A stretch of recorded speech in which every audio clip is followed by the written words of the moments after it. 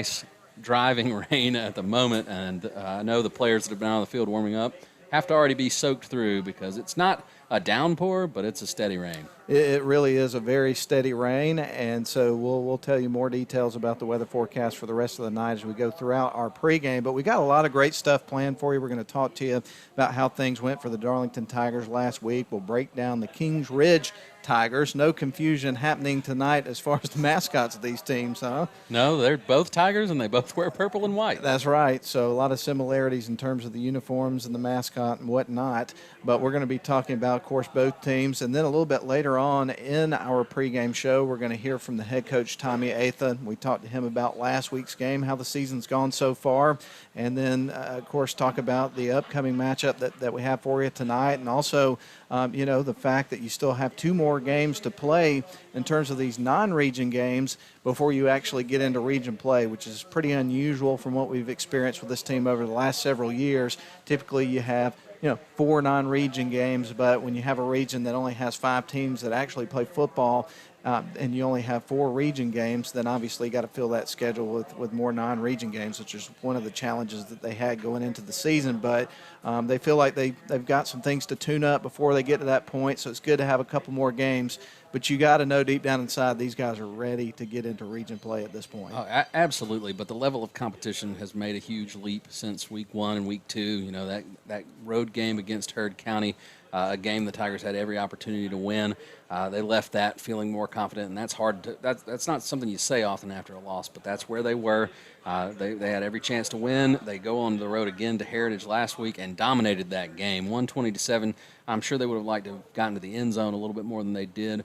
But Brinson Sumner was able to convert on all 4 of his field goal tries, and the defense pitched a shutout. There were 7 points on the board, but that came by way of a block punt and a scoop and score.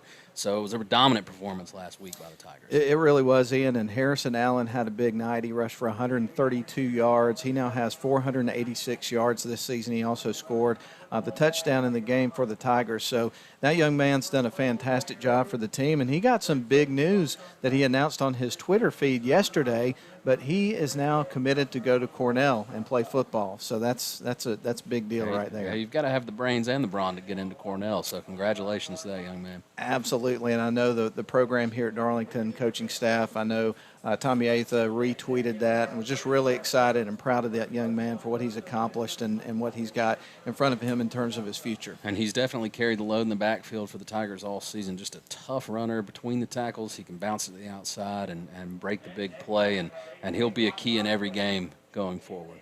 Well, one of the things I want to talk about here in our opening segment is the coaching hire that Kings Ridge, the Tigers, picked up going into this season, because with the hire of Terry Crowder, who's in his first year as the head coach of Kings Ridge, they made a statement. They made a statement that they want to build a winning football program. And this is a program that struggled. They played high school football in the state of Georgia since 2008. They've never had a winning season. They've never been to the playoffs, and that's something they would like to change. Terry Crowder, head coach of this team now, 105 wins under his belt. He's won 60% of his games. He was the head coach at Chattahoochee, Creekview, and Denmark before he took this job, and he won a state title as head coach at Chattahoochee in 2010. They went 15-0 that year and won the 4A state championship. That year he was named the AJC Coach of the Year, Atlanta Touchdown Club Coach of the Year, and the Georgia Athletic Coaches Association State Coach of the Year. And again, I mean, when you make a hire like that, you're making a pretty loud statement of how you want to take this program and build a more successful program. Absolutely. That's an investment in the future for this program. And what you see more often than not when a coach like this takes over is the discipline changes. And so I would expect Kingsridge to come out tonight and play a clean football game. We know that their defense is playing really well, only allowing, 6.5 points a game, and I know that might even be best in the state. It is. As a matter of fact, the AJC posted the top scoring defenses in each. Next, we have Luke Overbay. Luke is the son of Mr. and Mrs. Danny Overbay of Somerville, Georgia.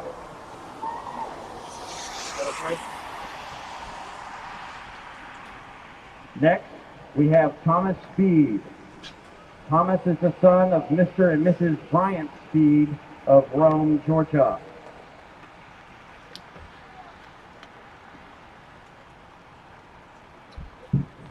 Next, we have Tyler Watkins. Tyler's the son of Ms. Sheila Watkins of Rome, Georgia, and Mr. Jeff Watkins of Cartersville, Georgia. We will now recognize the members of the stadium band. First, we have Lauren Hauser. She is the daughter of George and Rhonda Hauser. She is escorted by her mom, Ms. Rhonda Hauser of Rome, Georgia. Next, we have our two twins. We have C.G. Sotan and Thomason Sotan. They are escorted by Mr. Doug Hamill. They are from Lagos, Nigeria.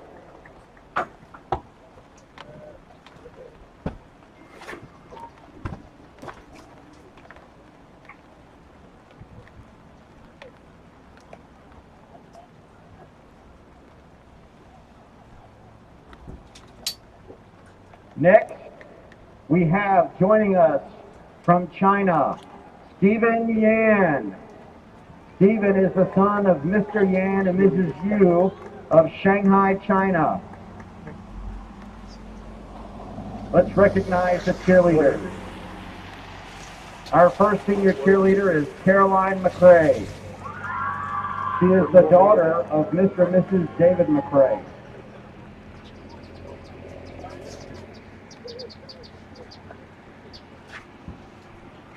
Next, we have Emma Good. Emma is the daughter of Mr. and Mrs. John Good. She is escorted tonight by her brother, Jack Good.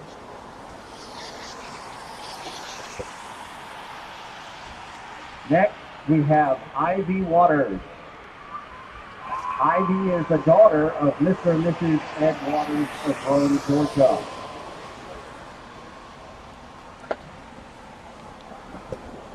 Next, we have Katie Dole.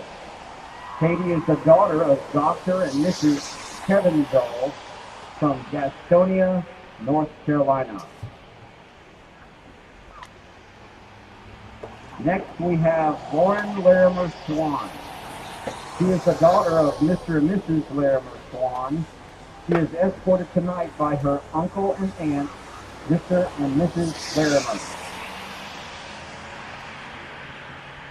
Next, we have Maddie Bradshaw. She is the daughter of Mark Bradshaw and Miss Stephanie Bradshaw.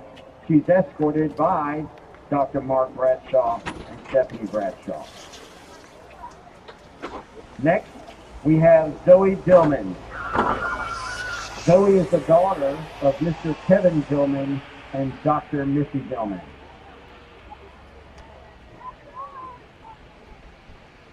We would now like to recognize cross country. First, Alex Austin. Alex is the son of Mr. and Mrs. David Austin of Rome, Georgia. He is escorted by his father, William David Austin, and grandmother, Barbara Austin. Next, we have Eli Baldwin. He's the son of Mr. and Mrs. Joseph Baldwin of Guadalajara, Mexico. Next, we have Nadira Atalagbe. She is escorted tonight by her father, Mr. Rashid Atalagbe, from Lagos, Nigeria. Next, we have Shakira Hudson. She is escorted tonight by her grandparents, Hugh Don and Sandra Hudson, and mother, Shania Hudson, of Rome, Georgia. Next, we have volleyball. First, Cameron Ellison. She is escorted by Mr. Craig and Tippy Ellison. Next, we have Grace Garlinghouse. She is escorted tonight by Mr. Kevin and Missy Dillon.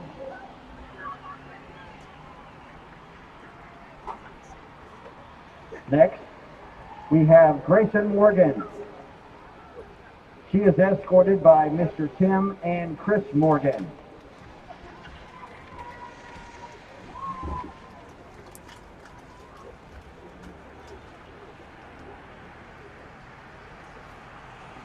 Next we have Larissa Koglet. Larissa is escorted by her head of house, Miss Elizabeth Bruce. She is from Fortaleza, Brazil.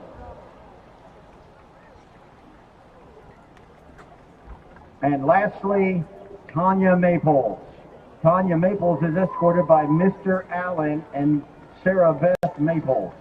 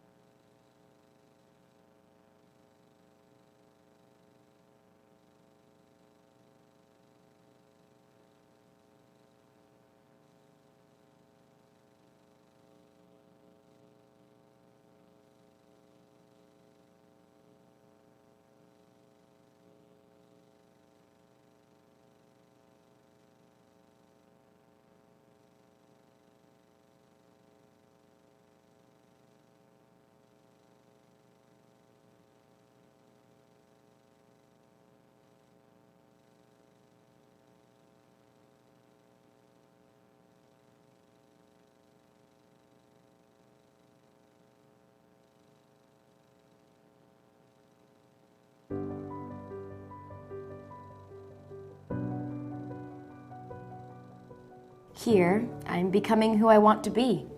Here, I am looking toward my future. Here, we learn from our failures so that we may soon succeed. Here, we're passionate about learning and trying new things every day.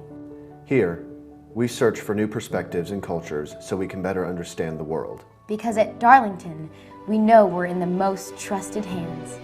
As we discover new passions and learn more about ourselves through academics, Athletics, Fine arts, and service to our community, we show our versatility as we choose different pathways to our goals.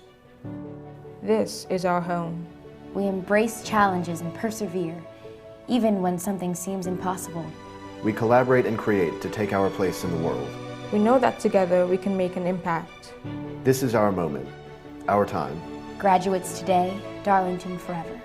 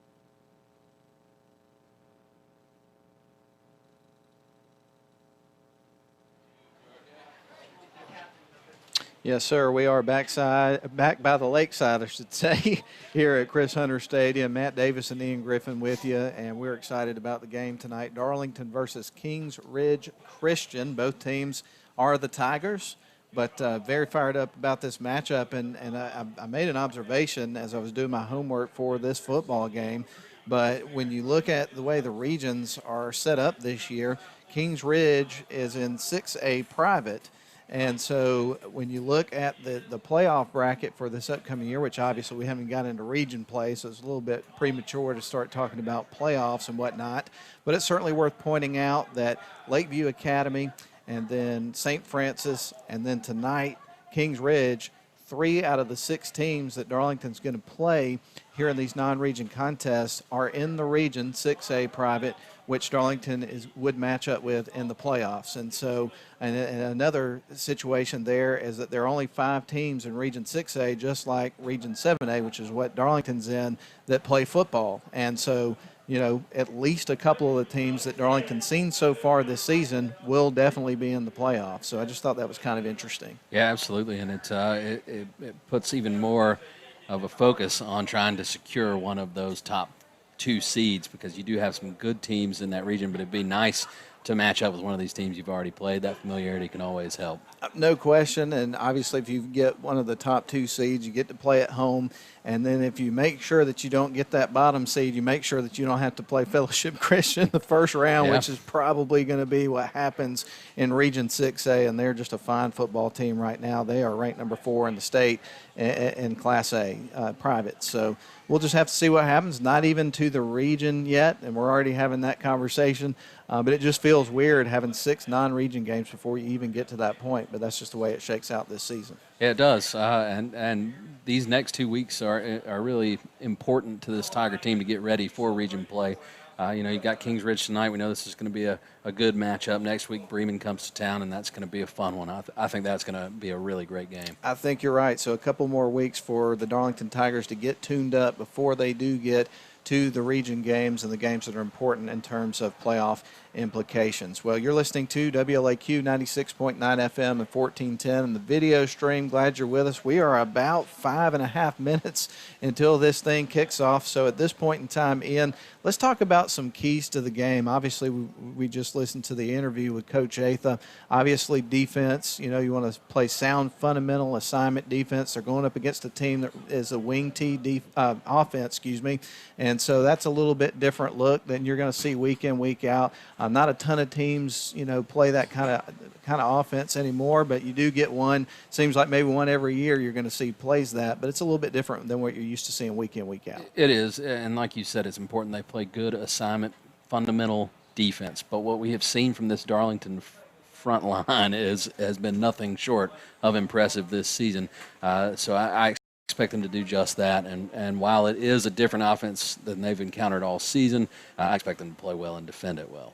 No question. As in any game, Ian, another key is always going to be the battle in the trenches, and that's one of those areas where, at least in terms of size and physicality, I think that Darlington, watching these 2 teams warm up, is really going to have that size and physical advantage going up against Kings Ridge. Yeah, the line played great last week. They gave Patrick Shelley time to throw when he did drop back to pass and created holes in the running game for Harrison Allen and the other running backs. So I expect a good performance from them tonight as well. But it's always important that you win that battle up front. That's where it all gets done. And I don't know if this is necessarily a key to the game, but I do think one of the things that Coach Atha and his coaching staff want to see from the team tonight is more trips inside the end zone, because last week they had 4 field goals that were made from, of course, Brinson Summer. You're really lucky and fortunate to have a weapon as accurate and reliable as he is, but you don't want to use him as much as they had to use him in that game. They want to find their way in the end zone. Especially on a night where there's going to be a wet ball to handle on those snaps. That always complicates things just a little bit. But yeah, you want to cash in. You want touchdowns. There were 2 opportunities where Darlington had a short field off of a turnover last week, and they couldn't punch it into the end zone. So I know that was a focus in practice, is how they take advantage of those red zone possessions. Well, the bagpipes are playing, and the Darlington Tigers seniors here on senior night are lining up on the sidelines. And so we'll go ahead and recognize these young men as we get ready for this football game tonight here on senior night at Chris Hunter Stadium. We'll start with Luke Lewis. He had some big plays in the game last week. He's been an asset all season long. Absolutely. Also, Thomas Speed. Then you have number 75, Davis Watson. Then you've got number 61, Burt Shrimpshire. Number 6, that is Tyler Watkins. Then number 33, Jackson Floyd. Then we'll work our way to number 1, Leo Gabo. Number 24, Luke Overbay. Number 9, Brinson Sumner. We've talked about him a lot over the course of our pregame. Number 23, Luke McDermott. Number 10, Joseph Marion. And then number 63, that is Cam Fountain. And so, well, I would have assumed that those were the seniors, but Cam is a sophomore, so maybe a little bit confusion on that, or maybe he actually has changed numbers with somebody. But nonetheless, it is senior night here tonight, and now at midfield is going to be Harrison Allen. We just announced a little bit ago that on his Twitter earlier this week we saw that he committed to Cornell, so that was really exciting. We've got the toss taking place right now, Ian. And we'll see how this shakes out as the official goes to flip the coin. It's in the air. And Darlington has won the toss.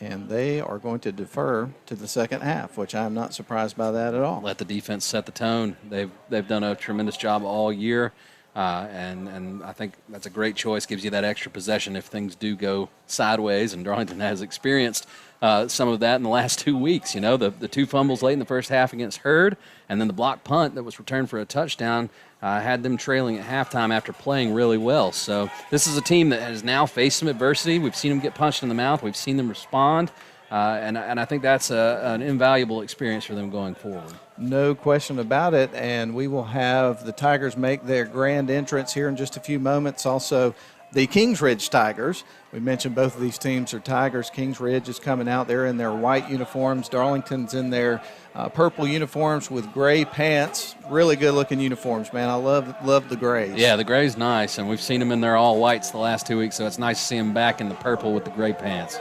And I was just told by Steve Conrad, who was the voice of the Darlington Tigers on the radio for a long, long time. He said, "Y'all sound good. You both have faces for radio." So hey, we know that, Steve. Thanks. Thanks, though. And now that Dave Corbin has set up a camera here inside the booth where you can see us, which you can see us now, all of our people that are watching the video stream, they will probably agree with you, Steve. And that's okay. That's all right. Oh, my goodness. We know our role, right, man? Yes, we do. We do. Well, we are just about ready for some football. To tell you a little bit of information about Kings Ridge Christian, we mentioned to you earlier they like to run the wing tee in terms of their offense, and so they got a couple of guys that they'll try to get to the edge that are speedy backs, kind of quick-cutting backs that they have on this team. And then they have another guy that's more of a fullback with the size and the power. And their quarterback, he can run the football as well. So they're going to present some challenges that the Darlington Tigers defense, they're going to have to deal with. But from what we've seen in the first several games of the season, I certainly think they're up to task and up for this challenge. Yeah, there could be an adjustment here on these first few drives as they get a feel for what Kings Ridge is going to do. But I expect a strong performance again from a defensive unit that seems to be getting better every week. Well, Darlington will get this thing teed up at the 40, and Toe's going to meet leather here in just a few minutes. Going to be one man back deep here for Kings Ridge. That's going to be Ethan Joseph, and he's a pretty big kid, has a lot of size and power when he runs the football. And so we'll see if Brinson can maybe boot it into the end zone and avoid that situation altogether. Again, it'll be interesting to see how the rain affects things tonight, but if there's one area of the game that's affected the most, it's special teams. Well, here we go, folks. Buckle those chin straps. Toe meets leather, end over end. It's going to float right to the 2-yard line. Ball's loose on the ground. It's picked up by Ethan Joseph. He's going to run off to the right side, avoids disaster, and gets out to the 16-yard line. We almost saw a special teams disaster on the very first kickoff. Absolutely. A nice high end over end kick there. And Ethan Joseph fielded that, but he had some difficulty there. The ball almost got away from him, but he was able to wrangle it back in and even advance it about 6 yards to set them up on their first offensive possession with the nose of the football just shy of the 17-yard line. And I tell you, one of the things that's really nice to have back with us for the broadcast tonight is the scoreboard. Oh, I had forgotten that. How could I forget? Quarterback is going to line up under center, and there's going to be a flag on the first play from scrimmage. And they're going to get Darlington here for encroachment. Or is that? Encroachment. I got that right. Yep. Yeah. No offsides in high school football in Georgia. There's some confusion with that from time to time. So a procedure penalty right off the bat for Darlington, not the way you want to get started. So that'll spot the offense for Kings Ridge 5 yards before they even play their first down.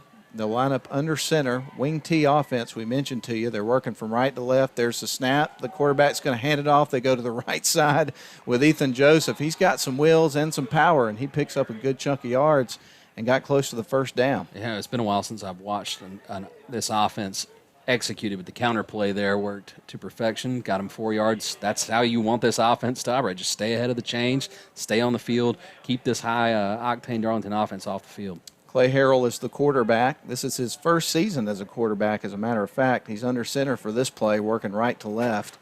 Second down and short. There's the snap. They're going to hand it off, go right tackle this time, and they get about 3 yards. That's good enough for the first down. Yeah, Darlington spotted him 5 with the encroachment penalty there, and Kings Ridge cashed in to move the chains. Looking good on their first couple of snaps here. And we were talking to you earlier about the coaching staff here at Kings Ridge. Terry Crowder has won over 100 games, won a state championship in a 15-0 season when he was over at Chattahoochee. And so he knows how to coach a football team, no doubt. Quarterback's under center, Harrell. This is going to be first down and 10. There's a snap. They're going to hand it off and go to that right side on the sweep. And running the football this time is Ethan Joseph again, and he picks up 8 or 9 yards on first down. Yeah, they are staying ahead of the chains early. There's really no mystery to what you're going to get out there. They're going to pound the rock, and so far it's working out for them. And, Matt, we talked about the size advantage that Darlington had, but looking at them with their pads on is a little bit different. They seem to have some good size up front. Well, it looks like this one's coming back. It sure does. And I think it was a hold, and it was a spot foul, so that'll set up a second and what looks to be about 16. I want to thank our radio sponsors for making it possible for us to be here. We'll tell you about them coming up in just a little bit. But right now we've got Harrell under center, wing T. They're going to send 2 wide receivers off to the far side this time, working right to left. It's 1st and 15. There's a snap. They're going to hand it off again to Joseph. He's getting most of the carries so far, and he's going to be stopped after a pickup of, maybe 5 or 6 yards? Yeah, and that's the 3rd time that they've run that play. First 2 were very successful. That time Darlington was there to shut it down before it could get going, picked up a couple of yards. Actually, I think he took a loss. I thought he got something there, but got a couple of yards. Yeah. But perhaps not. So that brings up 2nd down and 16 here for Kings Ridge. I would say the Tigers, but we might get a little confusing if we start doing that. Quarterback's under center, working right to left. This is 2nd down and 16. Man goes in motion. They are going to hand it off and go right up the middle. And this time with extra effort, he's able to pick up about 7 or 8 yards, and it looked like there was nothing there. Yeah, a little delay counter play there, and that was a nice run by Joseph as he was able to avoid the early contact and pick up 7 yards. So that's going to bring up a 3rd down and 7. And again, with this wing T offense that Kings Ridge runs, they really don't pass the ball a whole lot. As a matter of fact, in their last game, I don't think they had any passing yards at all. They're going to line up under center, wide receiver off to the far side. Harrell is going to take the snap. He's going to drop, hand it off to Joseph again, goes around the edge trying to get some space, and he's able to pick up a decent chunk of yards, but that's going to bring up 4th down and short. And that's the 4th time they ran that play on that drive. Darlington defended it well. And looks like we're going to see the Kings Ridge Tigers punt the ball away. Indeed. Glad you're with us right now. We are scoreless here from Chris Hunter Stadium. 9:14 left. We're in the opening quarter of football on a rainy night in Georgia. Quarterback under center, and he takes the snap, pitches back to their punter. He's going to kick it. It's going to be a very short punt and goes out of bounds. Yeah, that's an interesting wrinkle there. They set up in their normal formation, despite having the running back set back about 7 yards, pitched it back to him, and he kicked it away. And it was not a very good punt, went out right at the 50-yard line. So Darlington is set up for their first offensive possession of the night with great field position. And that was Nathan Perot, by the way, the punter for Kings Ridge Christian. So Darlington's getting set to start right at midfield. And we will see what this Kings Ridge defense is made of, only giving up 6.5 points a game, but they have not faced an offense as polished as Darlington's. And they will line up in shotgun formation. Patrick Shelley in at quarterback, 3 wide receivers to the near side, 1 to the far side, working from left to right. They're going to hand off to Allen on the first play. Big hole, breaks a tackle, stays up. He's got about 13, 14 yards before they pull him down to the turf. And that's a big run to start the game here for the Tigers on offense. Yeah, you love to get those big chunk plays, especially on your first play from scrimmage. Harrison Allen is not an easy guy to get to the ground. He was able to get 7 yards upfield before anybody made contact. He bounced off that tackle, cut it back to the outside, and made 2 more guys miss before he went to the turf. First down, shotgun formation. They're going to swing it out to Allen over on the far side. He finds a little bit of room to run and picks up about 6 yards, already mixing it up in terms of the play. Yeah, I like that play. The swing pass is a nice, safe pass to get your quarterback in rhythm. He completed that to Allen. Allen got it upfield. You'll take 5-6 yards on first down all night long. So it was actually about 4, so that's going to bring up 2nd and 6 for the Tigers, already on Kings Ridge side of the field. They start at the 50. There's a pass out to the right side. He's able to connect with his wide receiver, Luke Overbay, I believe.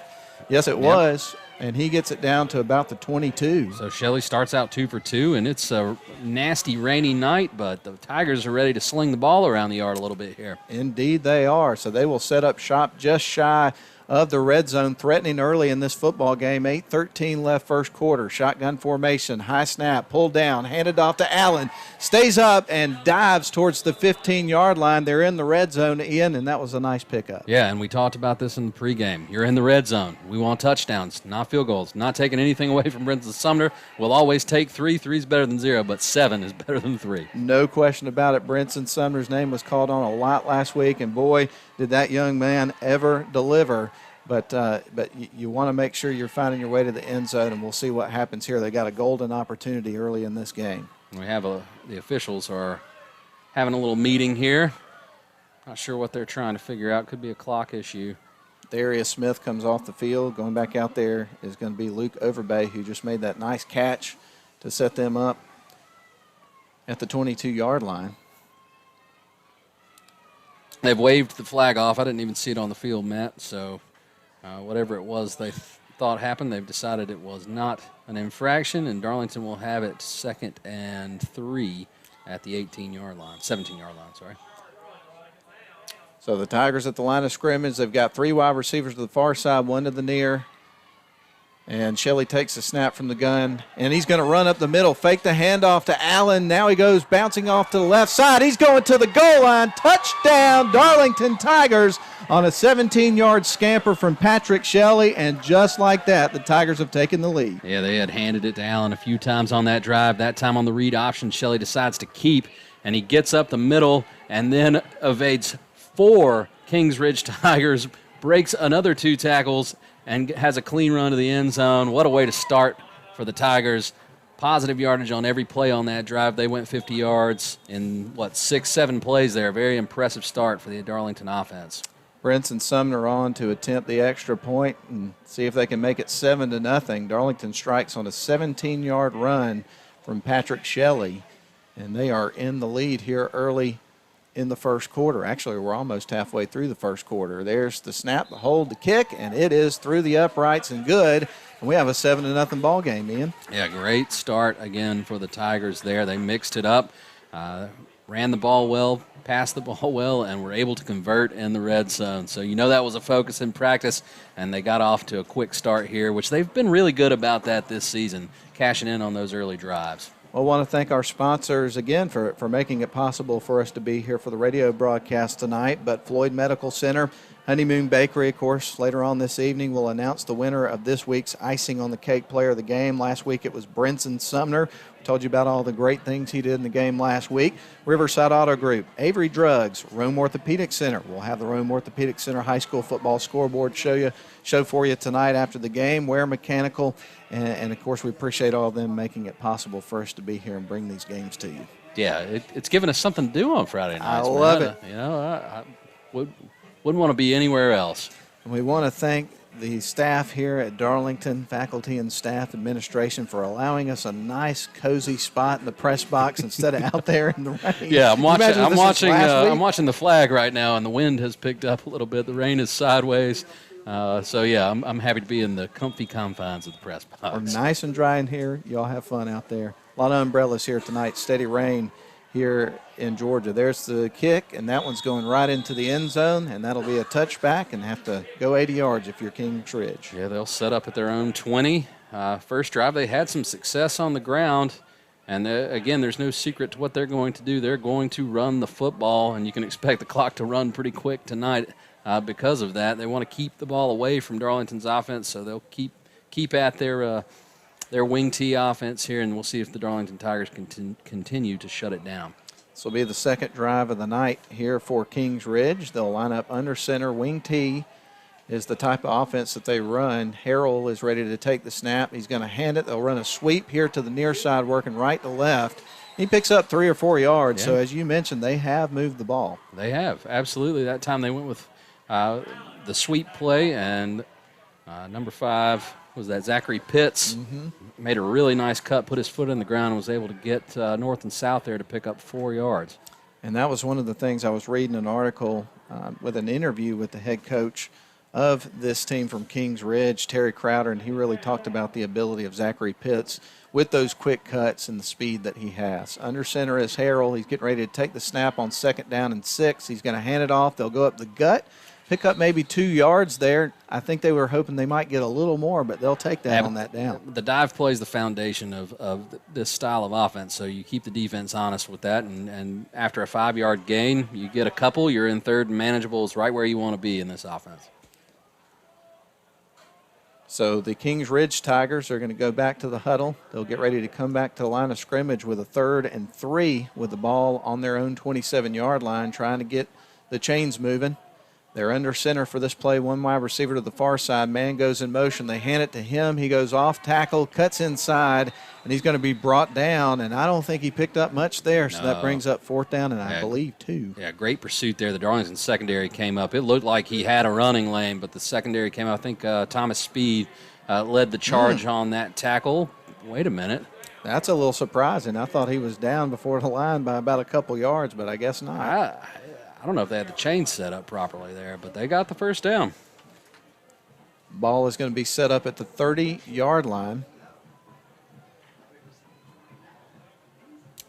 I'm kind of surprised that we didn't at least see a measurement on that one, because I thought he was short, but they got a first down. So the chains move, and now they'll line up under center with a wide receiver to the near side this time. Man goes in motion. They're going to run it off to the right side with the quarterback, Clay Harrell, and he's going to be stopped behind the line of scrimmage. There wasn't anything there for him. And surprise, surprise, Luke Lewis was in on the tackle there as that play was blown up from the start. The first pass attempt was going to be made, but the Darlington defense didn't allow it to happen because the pursuit was there. We're going to be keeping up with some other games going on around the area. A lot of teams are off this week in terms of Rome and Floyd County and Northwest Georgia area, but we'll be talking about some pretty interesting games this week. Of course, every week has provided us with a lot of drama and a lot of interesting stuff happening. So it sure has, man. The matchups and the parity have been amazing. We've got a penalty here, and it looks like a personal foul as they've backed this up from the 30 all the way to the 15. Didn't see what happened, but it was a 15-yard penalty, and that is putting Kings Ridge way behind the markers. So Harrell will line up under center, everybody in tight except for a wide receiver that's far to the far side. There's the snap. They're going to hand it off and go off right tackle, try to get some running room there for Ethan Joseph. Not a lot there, but he picked up maybe 3 or 4 yards there on that first down play. Got a little bit of it back, and it was a chop block, which you see a lot in this offense. That's just kind of the tactic that you have on the offensive line. So won't be surprised if we see a few more of those before the night's over. Well, I tell you what, man, for a yucky night, I know the fact that it's senior night has something to do with it, but the Darlington faithful are out here in pretty good numbers tonight for a night as yucky as it is tonight. Just based on all the umbrellas we can see, it's a good turnout. 20-yard line's where they're going to be for this play, talking about Kings Ridge trailing Darlington 7-0. Here's 2nd down and a long way to go. Quarterback's going to hand it off. This time they're coming this way to the near side, and the Darlington defense is being really stingy right now. Yeah, and this is not the forte of the wing T offense. You've got 3rd and long. They are not set up to pass the ball downfield. As a matter of fact, I don't think we've seen them throw in these first 2 drives, have we? We haven't. We just saw Harold drop back to pass, but Darlington was in his face before he could even think about throwing the football. So they're taking a timeout here with 3rd and 16 coming up. We're going to take one as well. 4:41 left first quarter. Darlington 7, Kings Ridge 0. We'll be back in 30 seconds.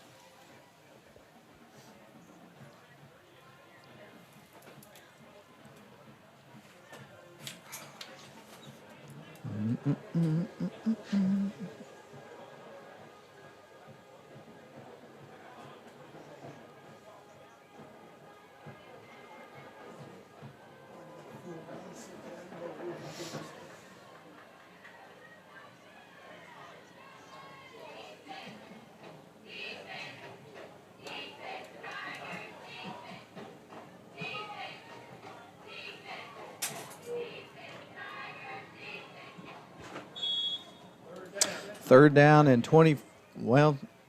16, and the ball is on the 24-yard line. There's the snap. Quarterback's going to pitch it back, and that's going to be a punt, actually. Yep. And it drops down to about the 42-yard line before it dies. And I guess that eliminates the opportunity for a return. And I think that shows you just how little faith Kings Ridge has in their passing game to opt to punt on 3rd and 16. So Darlington will take over after a really, really electric first drive.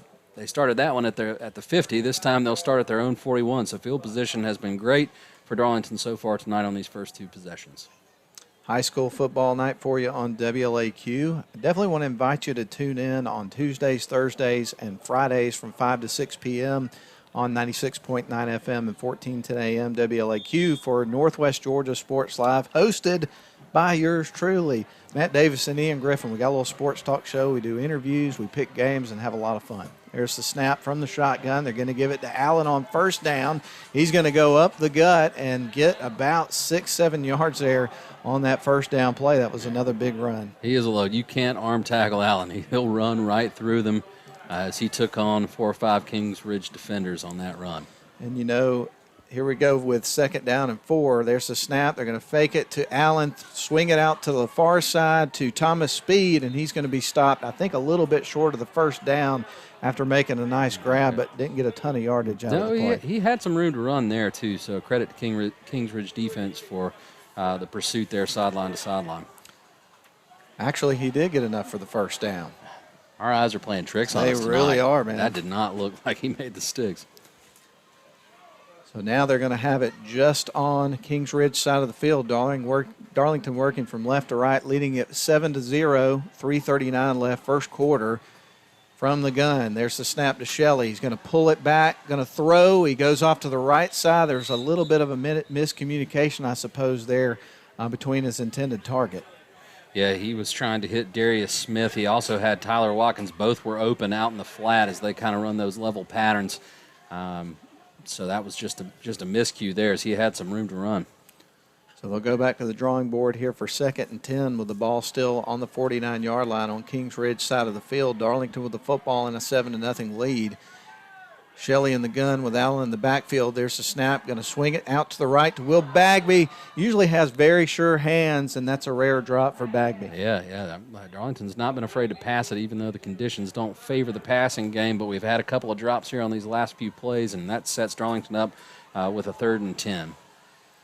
So Darlington going back to the line of scrimmage as we are moving right along here from this first quarter of play, which is not surprising when you consider the type of offense that Kings Ridge runs with that wing T, keeping it on the ground so much.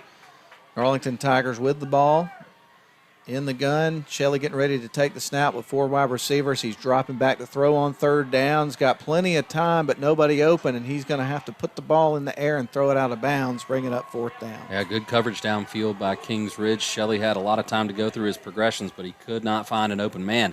More often than not, he'll pull it down and try to pick it up with his feet, but as he was rolling out to his left, he kind of boxed himself into the sideline and just had to throw the ball away. So Darlington's second drive did not end as successfully as their first drive did. Score remains 7-0 and the Tigers will get set to punt this football away. Also handling the punting duties is Brenton Sumner. Did a phenomenal job last week at Heritage up there in Catoosa County. Here comes the kick. Man. This one's not going to be returnable, but he doesn't signal a fair catch. The ball drops, and it is going to bounce off to the right. Darlington trying to chase it before it goes out of bounds. And another good punt there from Brenton Sumner. You heard Coach Atha in the pregame, if you were listening to our radio broadcast, talk about what a perfectionist Sumner is and how he works on all the fine details. Man, he spins the ball beautifully.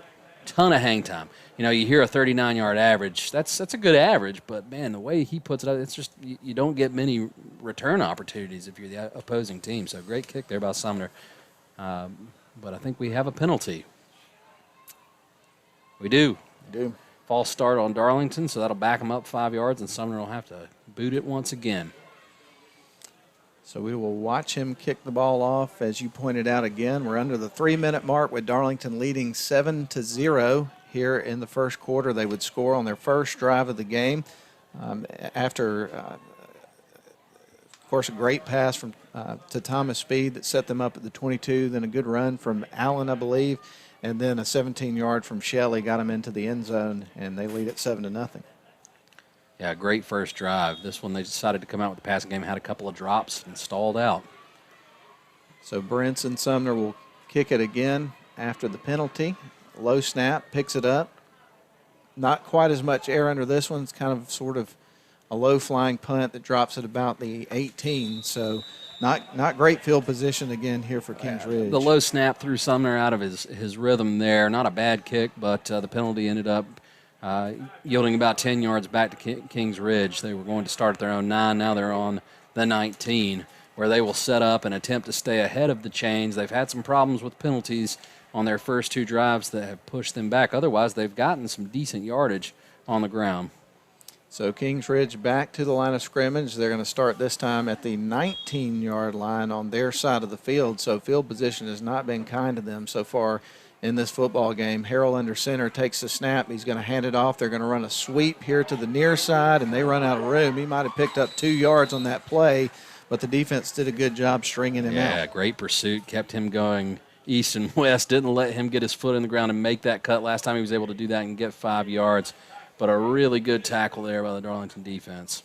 So he picked up a couple of yards on that play. That's going to line them up 2nd down and 7 to go with the ball just shy of the 22-yard line. And the defense making them work.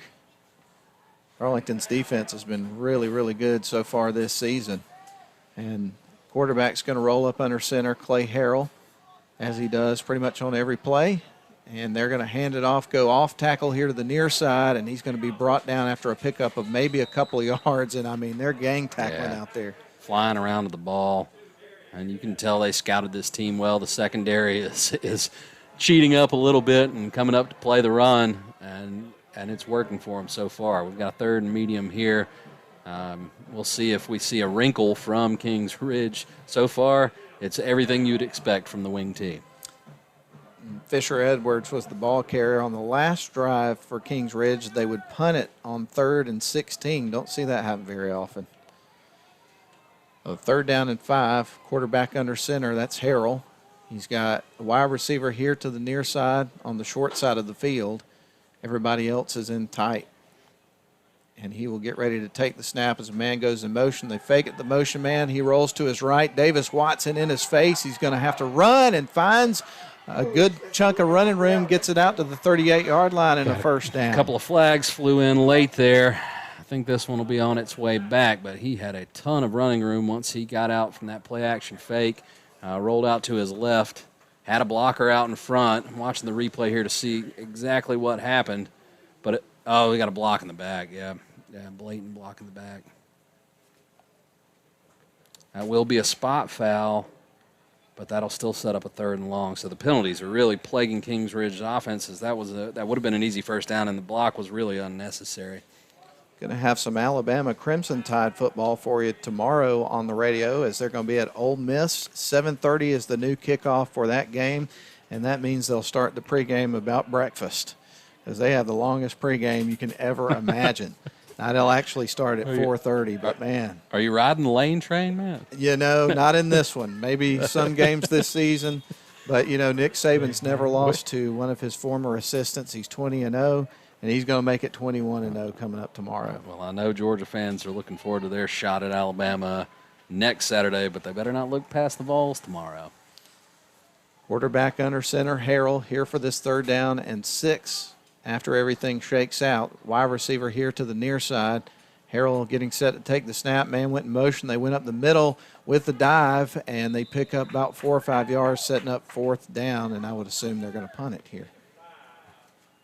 Yeah, nice gain there. He almost got to the marker, but was stopped just shy.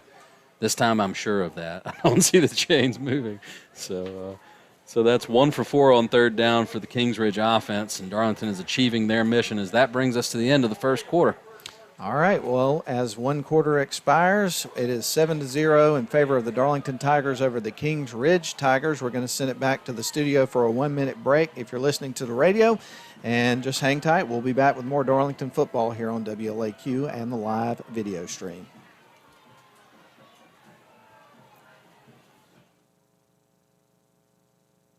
At Darlington, we find our confidence in discovering who we are. In the classroom and on stage.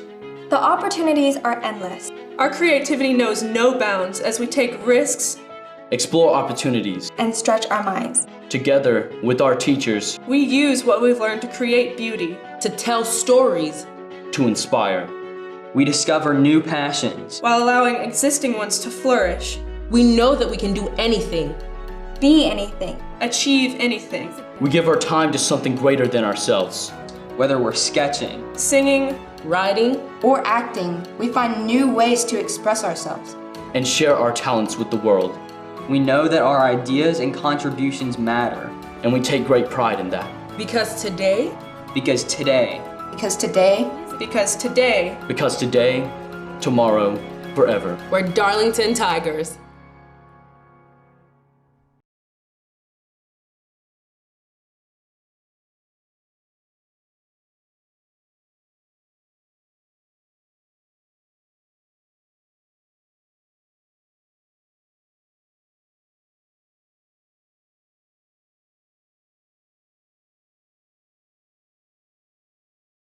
Starting field position of the night for the Tigers. Nothing but success on the first drive, and they picked up a 1st down on the second before 3 straight incompletions forced them to punt. But a This 7-0 one's coming lead. back.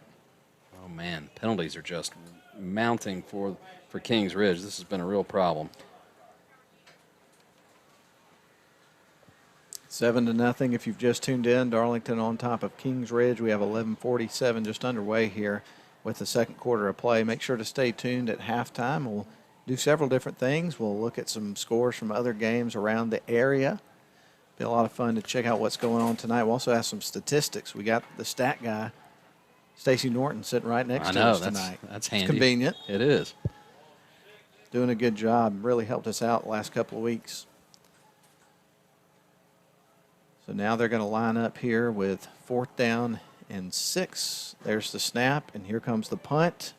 Another pretty good punt there from their punter. That's going to drop and go down, taking a nice bounce, and it's going to be almost where it was before, maybe a yard closer to the end zone, but it's going to be down at about the 26. Yeah, that one was successful. They got a good bounce. Darlington will take over at the 26-yard line. Be interesting to see how Brent Bell calls this series. They obviously saw some stuff on the tape that has them wanting to take advantage with their passing game. But Harrison Allen has been a bulldozer as usual, but he's ran well so far on his carries tonight, so I wouldn't be surprised if they go back to that running game. Fans really into it tonight here on senior night. They're going to send 2 wide receivers to the far side. That's Bethel and Speed, and 1 to the near side. And there's the snap. Quarterback's going to hand it off. They're going to go up the middle.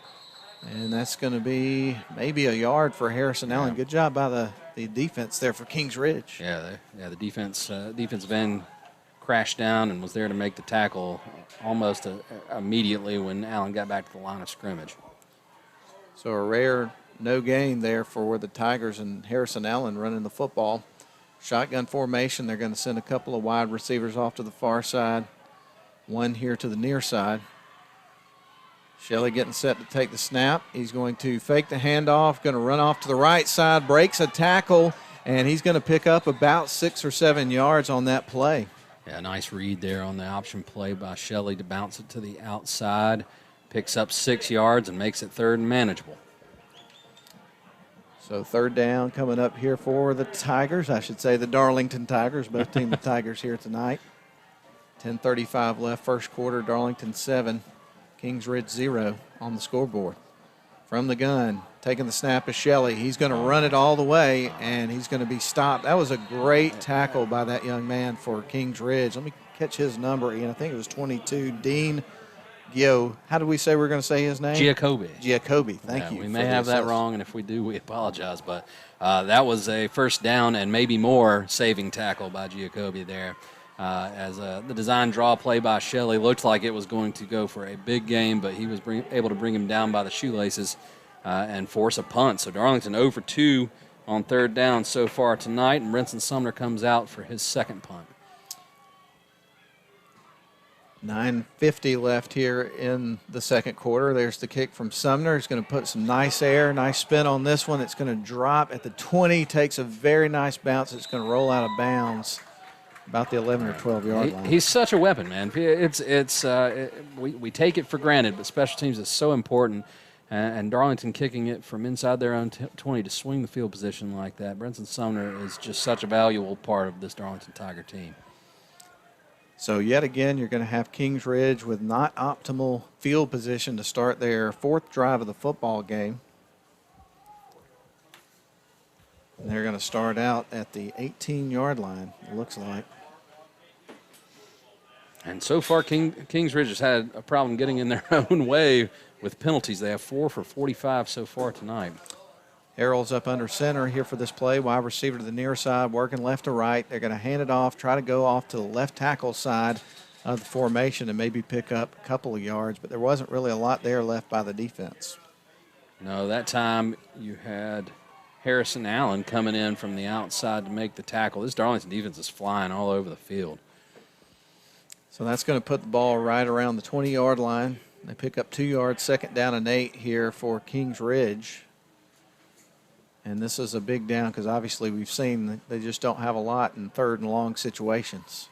Wide receiver to the near side, quarterback under center with everybody else in tight. And Harrell takes the snap. He's going to hand it to the motion man, finds a little bit of room to run, maybe picks up 2-3 yards. I think that was Thomas Shaw with the carry. Yeah, Bowden Owens was in on that tackle as well as Darius Smith. But they were able to pick up, 4 yards by the time they got him to the turf. So this makes the situation a lot more manageable if you're Kings Ridge. So the defense here for Darlington going to try to pin their ears back and get a stop here on 3rd down and get off the field. Wide receiver coming to the near side. That's Logan Hewlett. Quarterback under center. He'll take the snap and going to hand it off, I believe. I think you got it, Matt. Only needed 2. Yeah. That looks like a first down to me. And the chains are moving, so Kings Ridge able to avoid the penalties and pick up a first down. They've been able to do that a couple of times. Now can they get the next one? I know that's got to be the goal. Keep the chains moving. Right now it's still a one-possession game. A lot of the umbrellas are being put away right now, so evidently the rain has really slacked off, which I know everybody's grateful for that. We've been really fortunate in terms of the weather for the first several weeks of the season. We had a couple of weeks where it really felt like where it looked like we were going to have some really bad weather and just have dodged the bullet. And tonight we're getting some rain, but like I say, right now not raining too much, if at all. Under center is Harrell.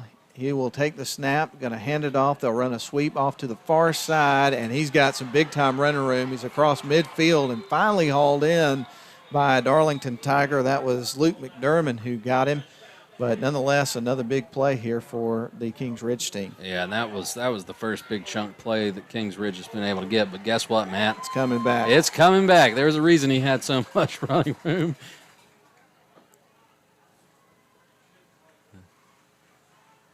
As we get the signal from the head official, it is indeed a hold. And that will put them back at 1st and 20. So 2 steps forward, 3 steps back has been the theme so far for Kings Ridge tonight. Well, we're going to have some baseball for you coming up next week. The Atlanta Braves getting ready to play the Dodgers in the National League Championship Series.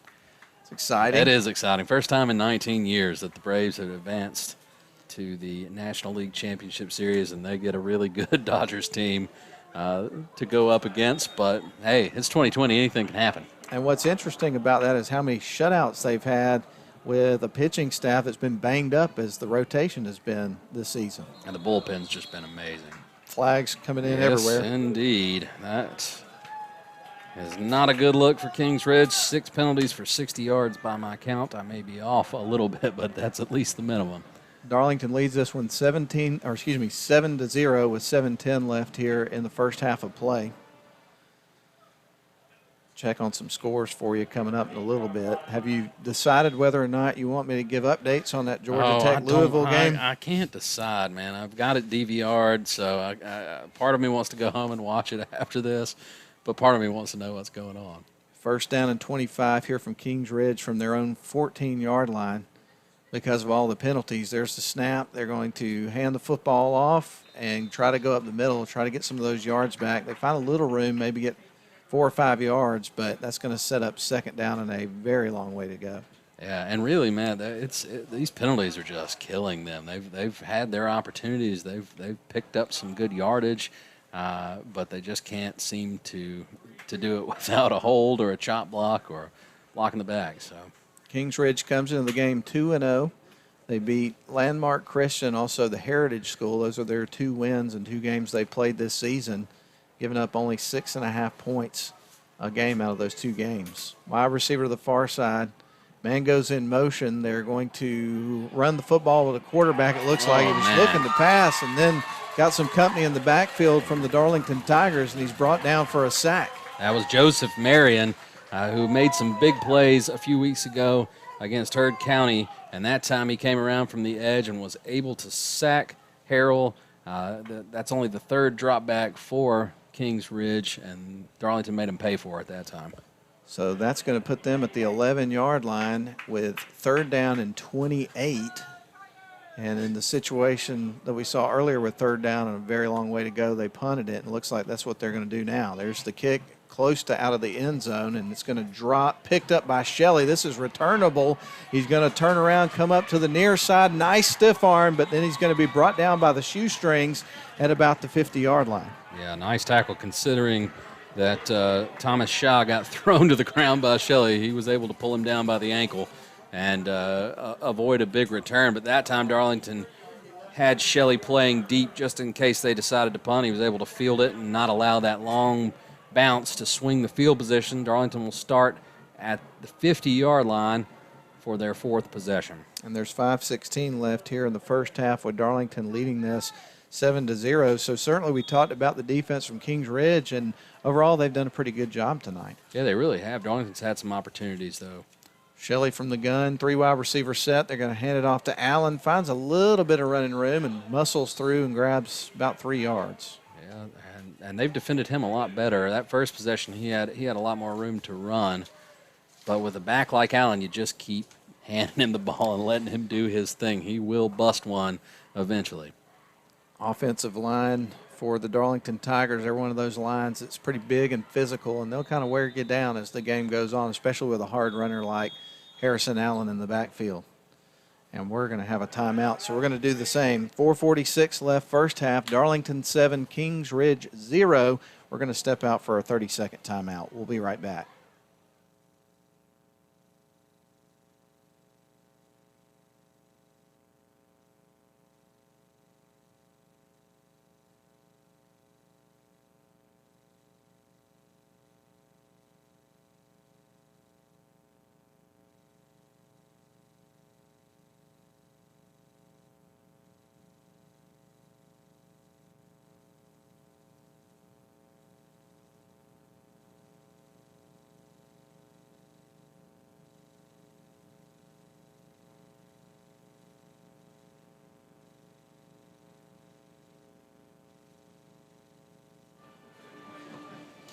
We're back here by the lakeside at Chris Hunter Stadium where the Darlington Tigers are on top right now 7-0 as we resume play here on this kind of soggy evening, although all the umbrellas for the most part are put up right now, so we're getting a little bit of break in the rain, which is really nice because it was raining pretty steady for the first, 45 minutes of the game. It was, and it looked like we were going to have that rain until around 9 o'clock, so it moved its way out a little bit early, and I'm sure everybody's grateful for that.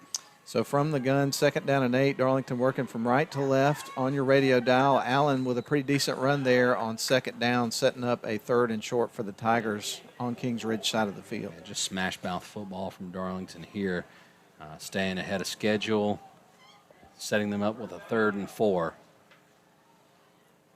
Wouldn't be surprised to see play action here, getting Shelley rolling out to his right where he has that option to run if he doesn't have a receiver open to pick up this 1st down.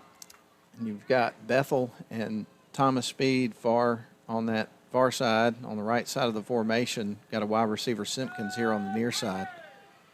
Shelley ready to take the snap. He's got it, a little bit of a high snap. He pulls it down, hands it off to Allen, and I believe he got enough forward motion to get the 1st down before they pulled him down. I don't know. The spot is a little iffy, but that looked like a 1st down, and that looked like a bad spot. Yeah, he got it. They're moving the chains, though. Okay. I thought the nose of the football. Oh, yeah. Well, it was close to the 39. They got the 1st down, so it doesn't matter. Indeed. Darlington on the 40 on the Kings Ridge side of the field, leading at 7-0, and time ticking away here in the first half. They certainly would love to get the ball down the field and take a 2-score lead into the locker room. There's the snap. They're going to hand it to Darius Smith. He bulldozes his way for a few yards. Really wasn't much there, but that was a great effort by Darius. It was, giving Harrison Allen a breather after 3 straight carries. Smith with a nice hard run there to pick up a couple of yards. Darius, a sophomore this year. He's going to be flanked to the right of Shelley with a 3-wide set on the far side, 1 on the near. Shelley rolling out, looking to pass on 2nd down. He's able to connect with his wide receiver, and that should be a 1st down, and I'm trying to catch his number. It was Bethel. Yeah, Thomas Bethel. I was just about to say we haven't seen Thomas Bethel touch the ball. When he does, good things happen, and that was a 1st down. Just a simple out route there. He's going to be short about a yard. Okay. So that'll bring up 3rd down and short here for the Tigers. Allen's coming back in for this package. Also, Joseph Marion. This has got to be 4-down territory regardless, though, Matt, wouldn't you think? Oh, absolutely. So they're going to bring in, more than likely, their power set for this, and that's what they do. They'll line up in that power formation with Shelley under center. They'll give it to Allen. He's got plenty of room, is able to pick up the 1st down, and they'll move the chains. They're pretty well defended there by Kings Ridge. Sometimes on those 3rd and 1 plays, 4th and 1 plays, you see a defense really stack the box, and the offense can pop one and take it to the house. But they defended that well. But Allen was able to pick up the 1st down and keep this drive alive. Tyler Watkins is on the field. Gabe Simpkins coming off the field is Bethel. So you'll see Watkins in that wide receiver position to the far side of the formation. Shelley getting ready to take the snap. The umbrellas are going back up. The rain has started back. We jinxed it. There's the snap. Play action coming up. Shelley looking for a wide receiver. Doesn't have anybody open. He's going to have to run it. Goes off to the right side, gets the 1st down, and then scurries out of bounds. That was a good piece of running there by Patrick. I think he stepped out just shy of the 1st down based on the spot that I saw from the side judge. And watching the replay there. Maybe a little bit. Yeah, it was close. It was close. Now, I tell you what, Matt, these safeties for Kings Ridge are playing up. I wouldn't be surprised if we see a deep shot. The Darlington coaching staff's going to take notice of that at halftime. There's the snap. He's going to fake the handoff, rolling out to his left. He's going to put the ball in the air. That's going to be an incomplete pass. The coverage was good there from Kings Ridge. Yeah, and it's second and 1. They decided to go play action. Nothing was there, so I'd like to see that Shelley didn't make a risky decision there and just fired that one out of bounds. So Patrick Shelley comes off to the sidelines to talk things over a little bit with the offensive coordinator, Brent Bell, who just does an unbelievable job. 2 minutes on the clock. Darlington has their full complement of timeouts, so they can really call anything they want. Back in that power formation, there's the 3rd down snap. Going to hand it off to Allen. Bounces off the right. Ball's on the turf, and I think the Tigers were able to, well, the Darlington Tigers were able to fall on it. Yeah, that's a little tricky that. You do. Tonight we have to clarify that. Yeah, Allen, that was just a good strip by number 6, Harrison Clement of Kings Ridge, but Allen was able to get back on top of it, and they will move the chains and maintain possession. Darlington and Kings Ridge have played 4 times. Darlington's won in dominating fashion pretty much every time they've played, but they haven't played since 2015, so it's been a little bit of a spell since these two teams have seen each other. Clock is under 2 minutes, Matt. We're going to get this first half in less than an hour. Shelley from the gun with 3 wide here on the near side, working right to left in the red zone. There's a snap, going to swing it out to left side. He's going to connect with a wide receiver. That is going to be Watkins, and he's going to be hauled out of bounds. I couldn't tell from the angle how much he was able to pick up on that play. I couldn't really tell either, Matt. It's going to be second down. I don't see the chains moving. But that time, the defensive end came off the edge unblocked. Shelley was lucky to get rid of it. It was actually a pretty well defended play by Kings Ridge. 2 yards. That brings up 2nd and 8 here for the Tigers. Shotgun formation. Shelley getting set to take the snap. It's a little bit over his shoulder. He's just going to have to cover. That'll be a loss. Yeah, and that's disappointing, but a smart play by Shelley to just get on the ball. It's a wet ball. It's one of those sloppy nights with all this rain we had before the game. So he just falls on it and lives to fight another down. It'll be 3rd and long when we come back, but a timeout. Indeed. 7-0, Darlington on top with 56.5 seconds left on the clock in the first half. We'll send it back to the studio for a 30-second timeout. We'll be back.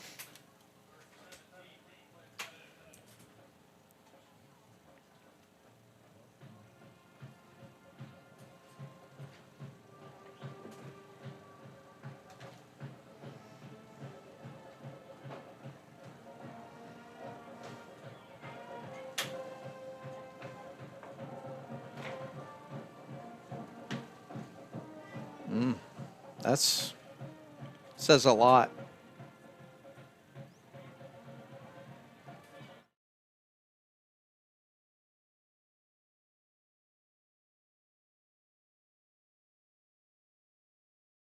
By the Lakeside Chris Hunter Stadium, Jerry Sharp Field is the place to be tonight for some high school football. Your Darlington Tigers up right now 7-0, but trying to punch some more points onto the board before we get to the locker room here in under a minute. And with 3rd and 17 at the 25, they are in Brinson Sumner's field goal range. I don't expect to see anything too crazy here, but maybe you try to pop a screen or some kind of intermediate pass and see if you can break one and run it into the end zone. 3 wide receivers to the far side, 1 on the near. Shelley from the gun takes the snap. He'll drop back a couple of steps and puts the ball in the air, and that's going to be an incomplete pass. Yeah, and the passing game's just looked a little discombobulated here in this second quarter after starting out really sharp. That one just didn't come out of Shelley's hand clean at all. Thomas Speed was in the right spot and had some blockers in front, but it'll be a field goal attempt for Darlington and a chance to push this to a 2-possession game. Darlington Tigers 3-1 on the season. They had their bye week before the season actually started for them, and then they will have one at the end of the season. So 10 straight weeks of regular season games, and this is going to be a long field goal attempt right now of 40 yards for Brinson Sumner. Certainly has the leg and accuracy for this, so let's see if he can punch it through. It's on the way. It is going to be towards the right side of the goalpost, and it is through. A 40-yard field goal for Brinson Sumner. He was money last week, and he picks up where he left off. He sure did. He nailed that one right inside the right upright. Beautiful kick. And Sumner continues to deliver for the Tigers. And in a game that you just feel like Darlington's the superior team, 10-0 does not really tell the story. But Darlington's just kind of struggled on 3rd down a little bit tonight. Hasn't been able to convert as they're 2 for 5 so far. And the passing game has been a little bit of a struggle. Indeed, and when you've had a situation where your last drive was a 3-and-out, the one before that, picked up a 1st down and had to punt. Obviously, we talked about, the Tigers wanting to get into the end zone more in this football game, but to kind of get the monkey off your back and get some points right before you go into the locker room and have a 10-0 2-score lead, that was important for Darlington to come away with points no matter what. Yeah, you did not want to go into the locker room at 7-0. I get it. The Kings Ridge really runs an offense designed to just drain the clock, but Darlington's had some opportunities here that they haven't been able to cash in. So to get that 10-0 lead is huge. So halftime quickly approaching. Brinson Sumner will tee it up from the 40 and kick it back here to Kings Ridge. So they'll have limited time here in the remaining seconds here of our first half, trailing at 10-0 to your Darlington Tigers. That's in the end zone. They'll have to go 80 yards if they're going to get some points. And, Matt, the wind has died down a bit, but guess what's back? The rain has really sure picked up. is. And it's just, one of those situations where, I think for the better portion of the evening, we're going to be stuck with it, and maybe tomorrow as well. I'm supposed to go down to Jacksonville State University tomorrow and watch their only home game of the 4 games that they're going to play in their non-conference fall schedule. And Jacksonville State is playing 7 conference games this year, all starting late February, so they're going to play them in the spring. Hey, you know what? I'll tune in. I can promise you that. They're going to be on Sundays, too, which is pretty unusual. Yeah. Everything is unusual this year. There's the snap. Quarterback's going to hand off, and they're going with Ethan Joseph. That's been their bell cow for a good portion of the game, and he picks up a good chunk of yards on first down. He does, but with only 1 timeout left and we're down to 30 seconds, I imagine we'll see a couple little handoffs, and this thing will be to the locker rooms. So 2nd down and 4. After a pickup of 6, we're down to 20 seconds on the clock, and it looks like we're about to have the end of the first half with Darlington leading this thing 10-0 as the Kings Ridge Tigers are just looking off to the sidelines and getting ready to take it to the locker room down 10-0, it appears. So 4 seconds left on the clock, and that is the end, ladies and gentlemen, of the first half. Darlington Tigers 10, Kings Ridge Tigers 0. We're going to send it back to the studio for a few minutes. We'll give you some score updates from around other Northwest Georgia games. When we come back, we'll look at some statistics. We'll talk maybe some college football and have a lot of fun during the halftime show. But thanks for listening to Darlington football tonight. Again, Darlington 10, Kings Ridge 0. Let's send it back to the studio, and we'll take a little breather. All right.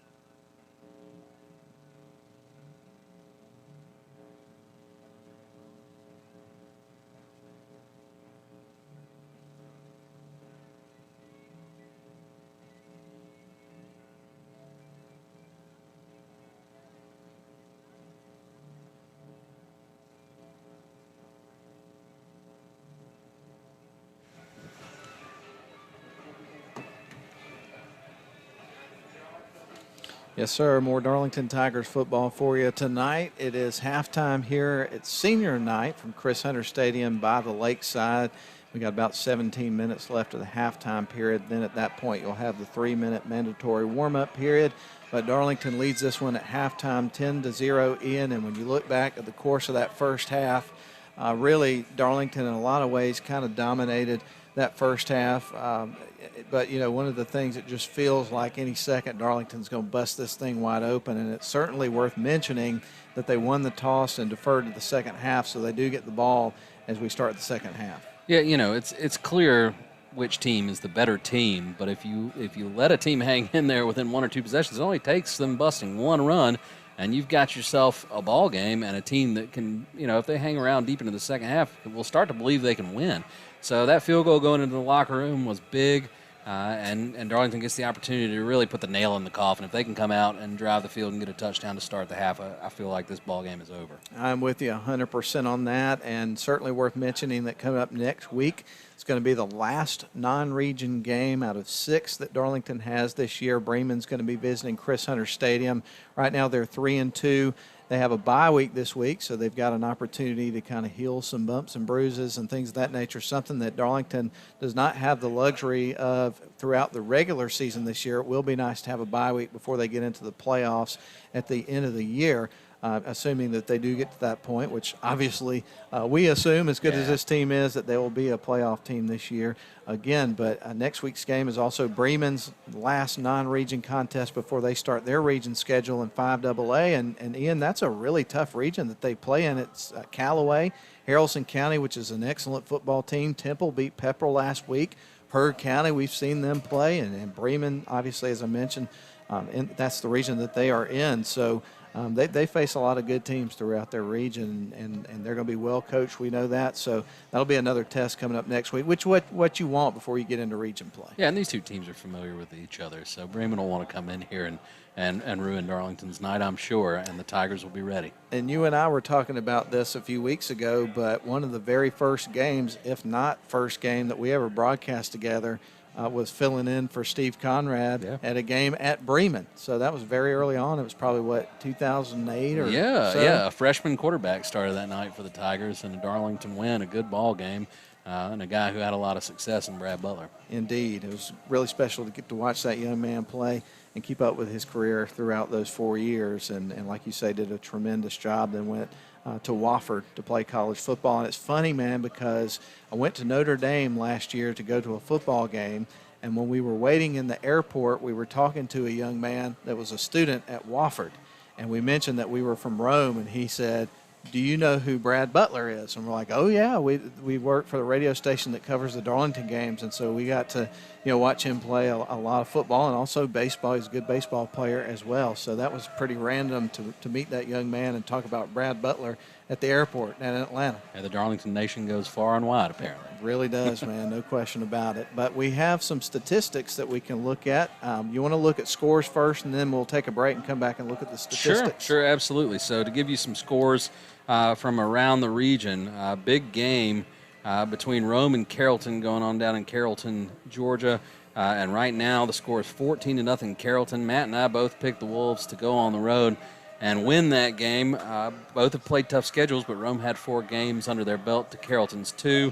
We'll see. The Wolves have been able to hang around. They have not let anybody blow them off the field. I would expect them to make some adjustments, and we'll see if they can make this a game. Pepperell is leading 27-0 in the second quarter over Dade County.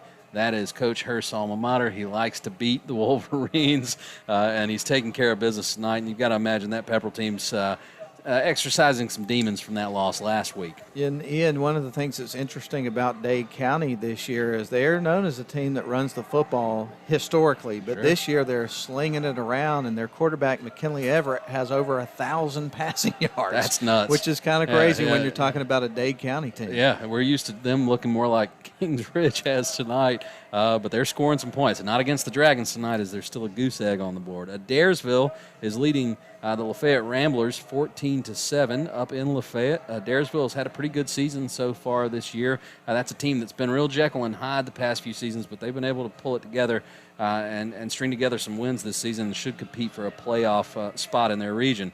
Still 0-0 between North Murray and Sonoraville. This is a game where we feel like we'll find out a lot about a North Murray team that was really successful last year, handing Calhoun their first region loss in 18 years. Can they continue that success? We'll see, but right now all knotted up at 0 with Sonoraville. No score from the Kings. Our Murchie game that's going on, 0-0 there. Of course, Model and Chattooga was postponed due to some COVID-19 issues for the Indians. Tryon went on the road to play Bowden tonight. They are trailing 28-7. This is a Tryon team that's dealing with some injuries and is very young, and those struggles have shown up on the field. And then a couple of other games here. Coosa is playing a Lakeview team that Darlington opened the season against and dominated. Coosa's leading 16-15 at the half. The Eagles are still a bit of a mystery, but Joey Mathis seems to have that team rolling in the right direction in his first year. Gordon Central on the road against 7A, Region 7 AA's great mystery, Fannin County. Fannin County is dominating Gordon Central. Not necessarily a surprise, but they're up 41-0 in the first half, so a running clock will definitely be on the table in that one. And that's all I've got for you right now, Matt. And if Fannin County wins that game, which obviously it looks like they will, they'll go 4-0 to start the season. It'll be interesting to see the kind of parity that you're going to get in Region 7 AA this year with Pepperell and Chattooga and Coosa being better and Fannin County coming in and all those sorts of things going on. And Model has got a good football team, but I do want to go back to that Model matchup you were talking about, Model and Chattooga. It has been officially rescheduled. It's going to be played Tuesday, November the 17th because of the COVID issues. And what's interesting about that is Model's game versus Gordon Central was pushed back one day, and they're going to play a Saturday noon game on November the 21st. So you're going to have 2 games in 1 week for the Model Blue Devils. And so I was curious to see how 7AA and some of the other regions around were going to handle the situation when COVID comes into play in terms of those region games. And it looks like 7AA is pretty serious about getting those games in. They're going to get them in. That's a quick turnaround for Model, but I'm sure they'll be ready to roll and eager to get their game in. And Matt, I got to just pause and give a shout out to the DJ. Purple Rain's playing, and how appropriate is that? It's just perfect. Indeed it is, and just before that, he was playing Purple Haze from Jimi Hendrix. So he's going with the purple theme. Now he's working some rain into that and that sort of thing. So it'll be interesting to see what to come up with next. It was Van Halen pregame, so, I mean, we're both crushed over that. Man, I got to tell you, I am a big Van Halen fan, but I started listening to Van Halen when I was about 6. And I will never forget the first time that I heard Eddie Van Halen play the electric guitar. I was riding in the truck with a friend of mine who was into BMX bike racing at the time. We were going to the Coosa Valley Fairgrounds, and him and his dad put in a Van Halen tape. And I had never heard of it before, and they were laughing at me because I never heard of Van Halen. I was 6 years old. But, man, it's one of those things where you have moments in your life where you remember where you were and how you felt at certain times. And I remember where I was and how I felt when I heard Eddie Van Halen play the electric guitar, and it changed my whole perspective on everything at that very moment, and just have been a fan ever since. Had an opportunity to see him live a couple of times, and, man, that really hit me in the gut this week. We have a few years between us, Matt, not much, but my introduction to Van Halen was on Michael Jackson's Beat It video. Oh, yes, of course. And I was hooked, man. That guy was a prodigy and will be missed, no doubt about it. And not just in terms of being a guitar player, he's also an innovator, a tone chaser, an inventor, and, I mean, just an unbelievable talent. And he died at 65. Is really sad. But anyway, rest in peace, Eddie Van Halen. And if you listen to our high school football pick show today, all the bumper music you got there was some classic Van Halen tunes. So anyway, well, Darlington up 10-0 at halftime over Kings Ridge. We got a whole another half to play, about 8 minutes until we get done with the halftime period, then the 3-minute warm-up period.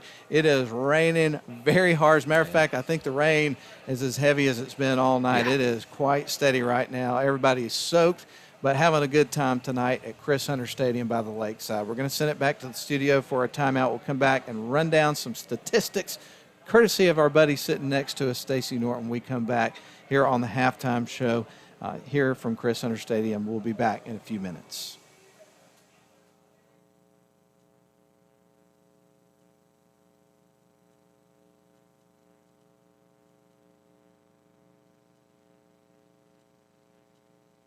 At Darlington, we're proud to wear purple and white. Because Tigers strive for greatness. In the classroom and on the field. We know that we can do anything. Be anything. Achieve anything. We're part of a program that is 100% dedicated to nourishing our minds and our bodies. As teammates, we push each other further than we ever thought we could go. Because every single one of us has something to contribute. We practice hard so that when we compete, we can leave it all out on the field. With each win, we build confidence. With each loss is a lesson. Our coaches teach us more than technique. They prepare us to be good teammates, Friends. And people. We face adversity together. And push through to reach our goals. We may struggle, But we will never give up. Because today, Because today, because today, Because today, tomorrow, forever. we're Darlington Tigers.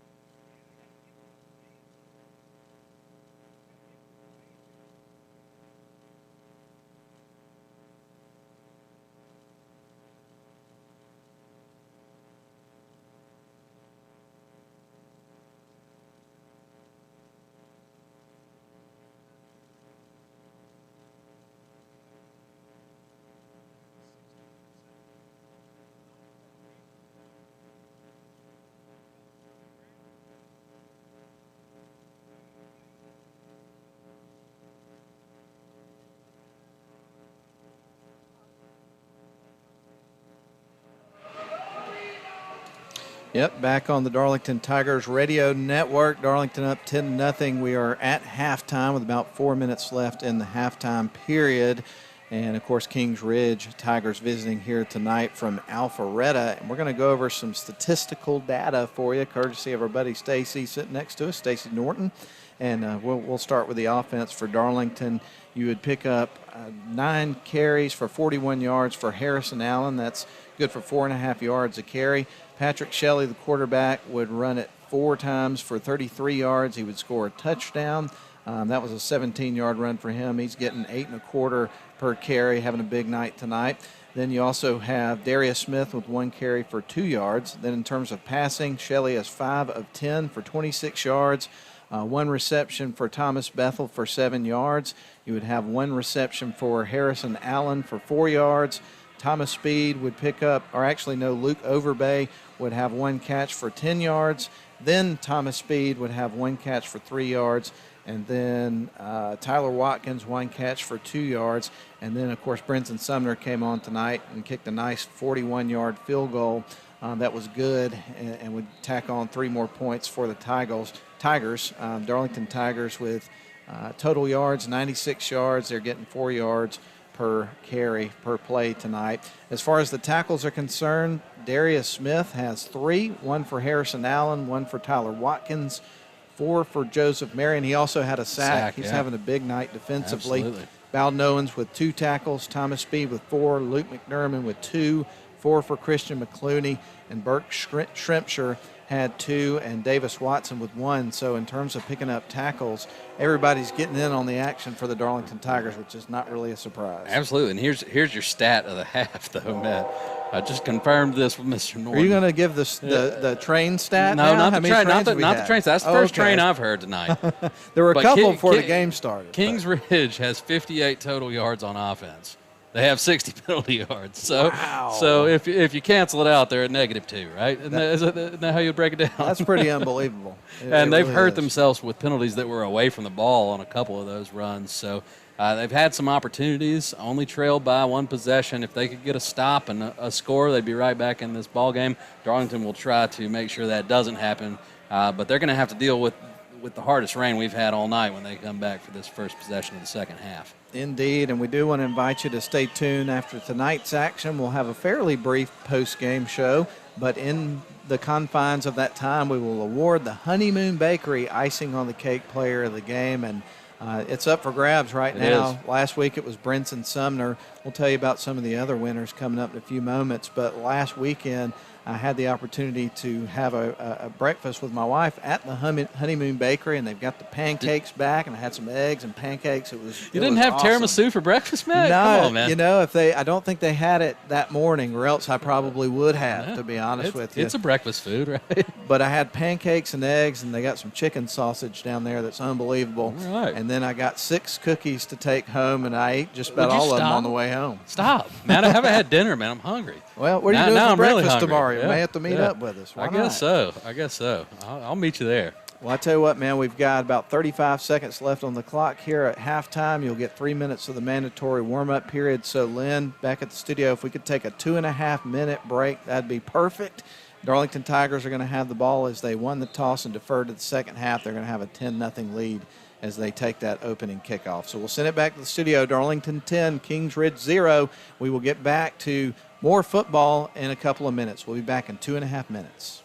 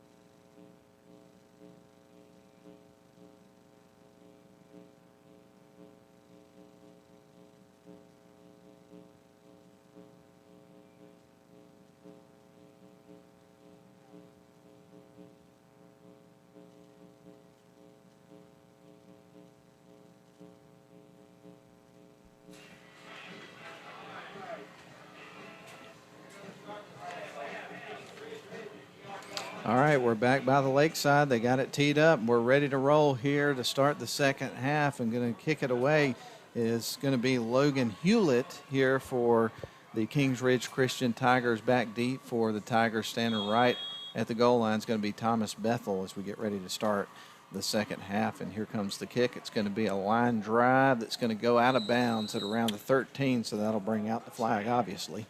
Sure will, and good starting field position for the Tigers, whose worst starting field position of the night came with the nose of the football at their own 26.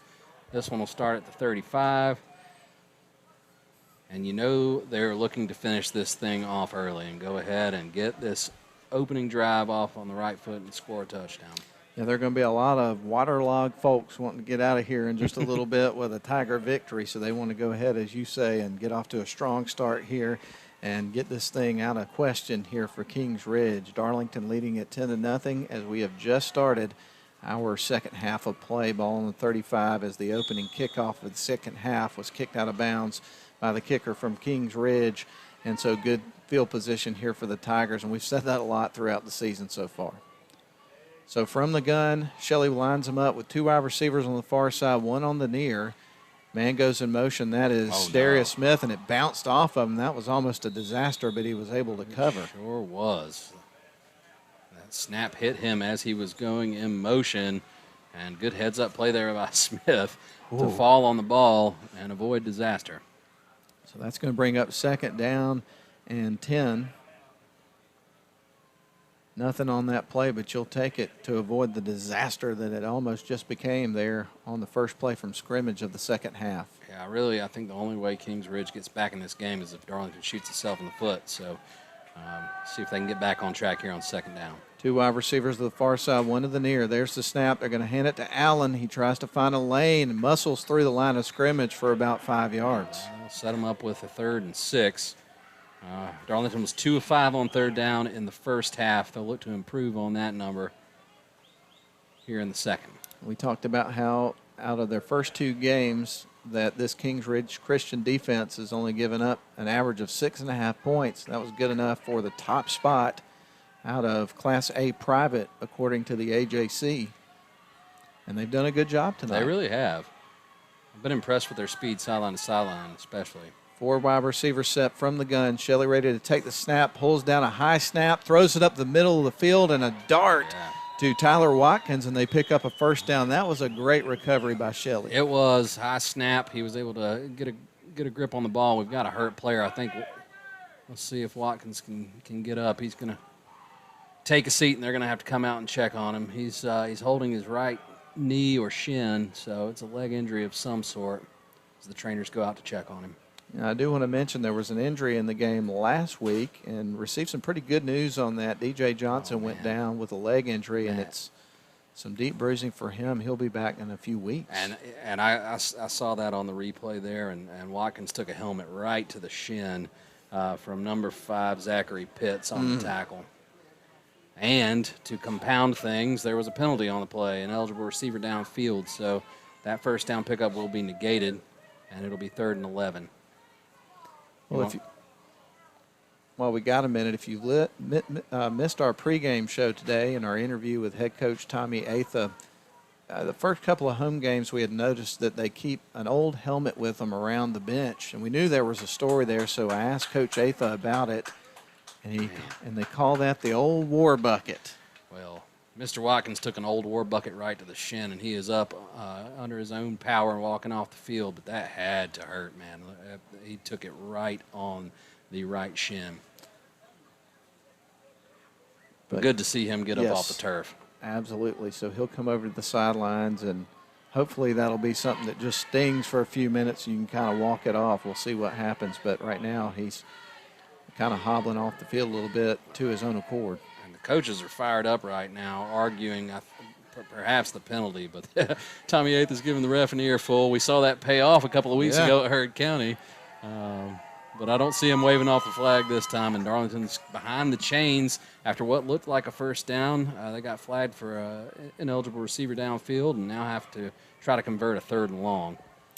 So 3rd and 11 for the Tigers from their own 34, working right to left as the rain really comes down here from Chris Hunter Stadium. There's the snaps, going to pull it and run. Quarterback's got it. Shelley, he has got a first down and then some across midfield, and he's going to get it down to about the 46. And Shelley saw that open up. As soon as he had the ball in his hands, there was no doubt he was keeping it, and he took off upfield, picked up almost 20 yards on that carry. Nice run by Patrick Shelley, and a huge pickup on 3rd down.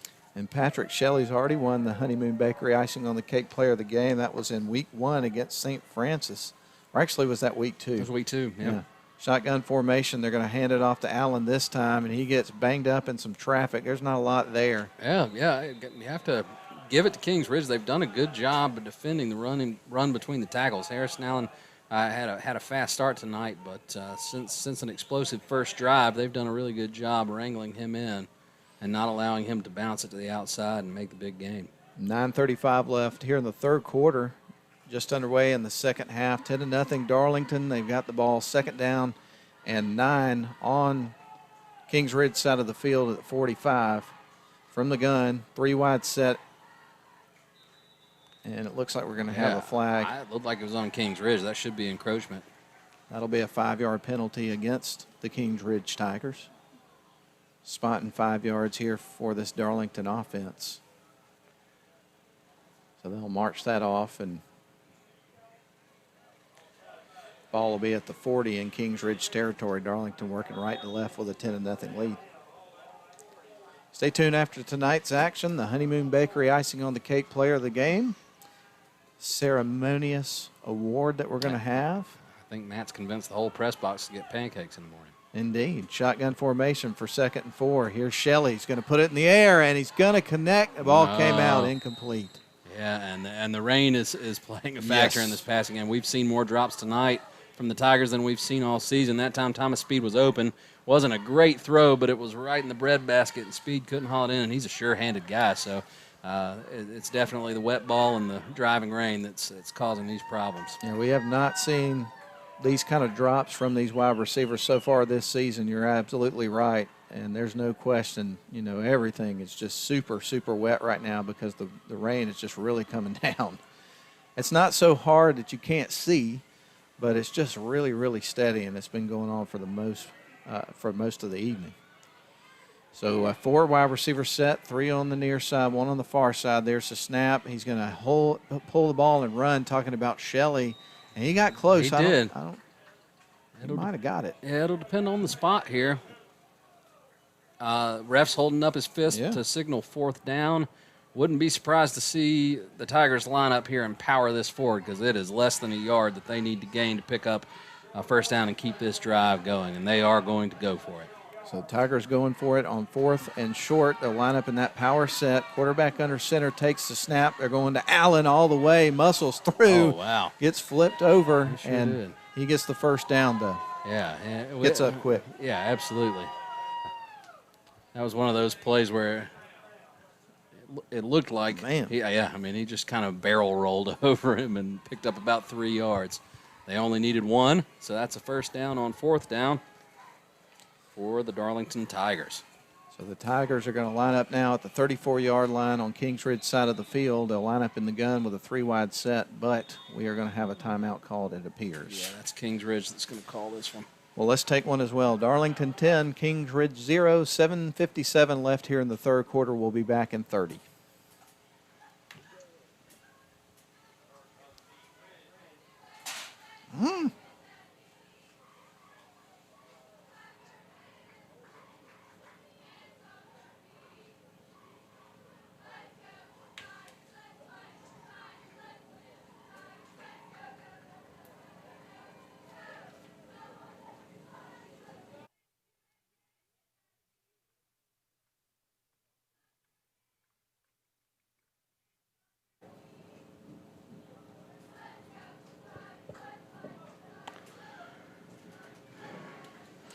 Well, back to a very rainy night of football for you here. And if you're listening on the radio or watching the video, you're kind of enjoying the nice coziness of being indoors and getting the opportunity to take this game in.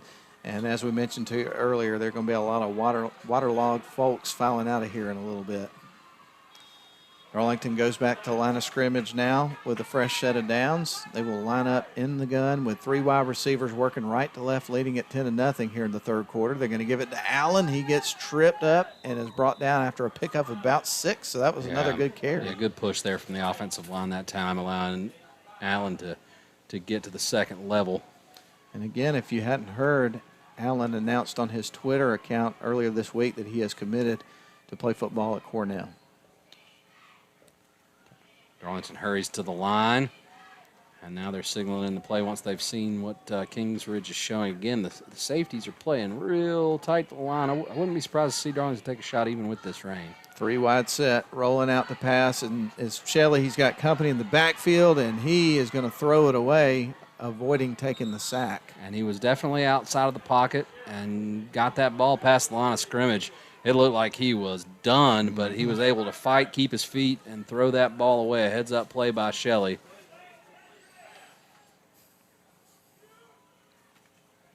So 7:11 left here in the third quarter with Darlington up 10-0. They'll go back to the drawing board here for third down and about 5 with the ball on the 29-yard line on Kingsridge side of the field. Kingsridge dialed up the blitz that time. Great call on their part to pressure Shelley and make him uncomfortable.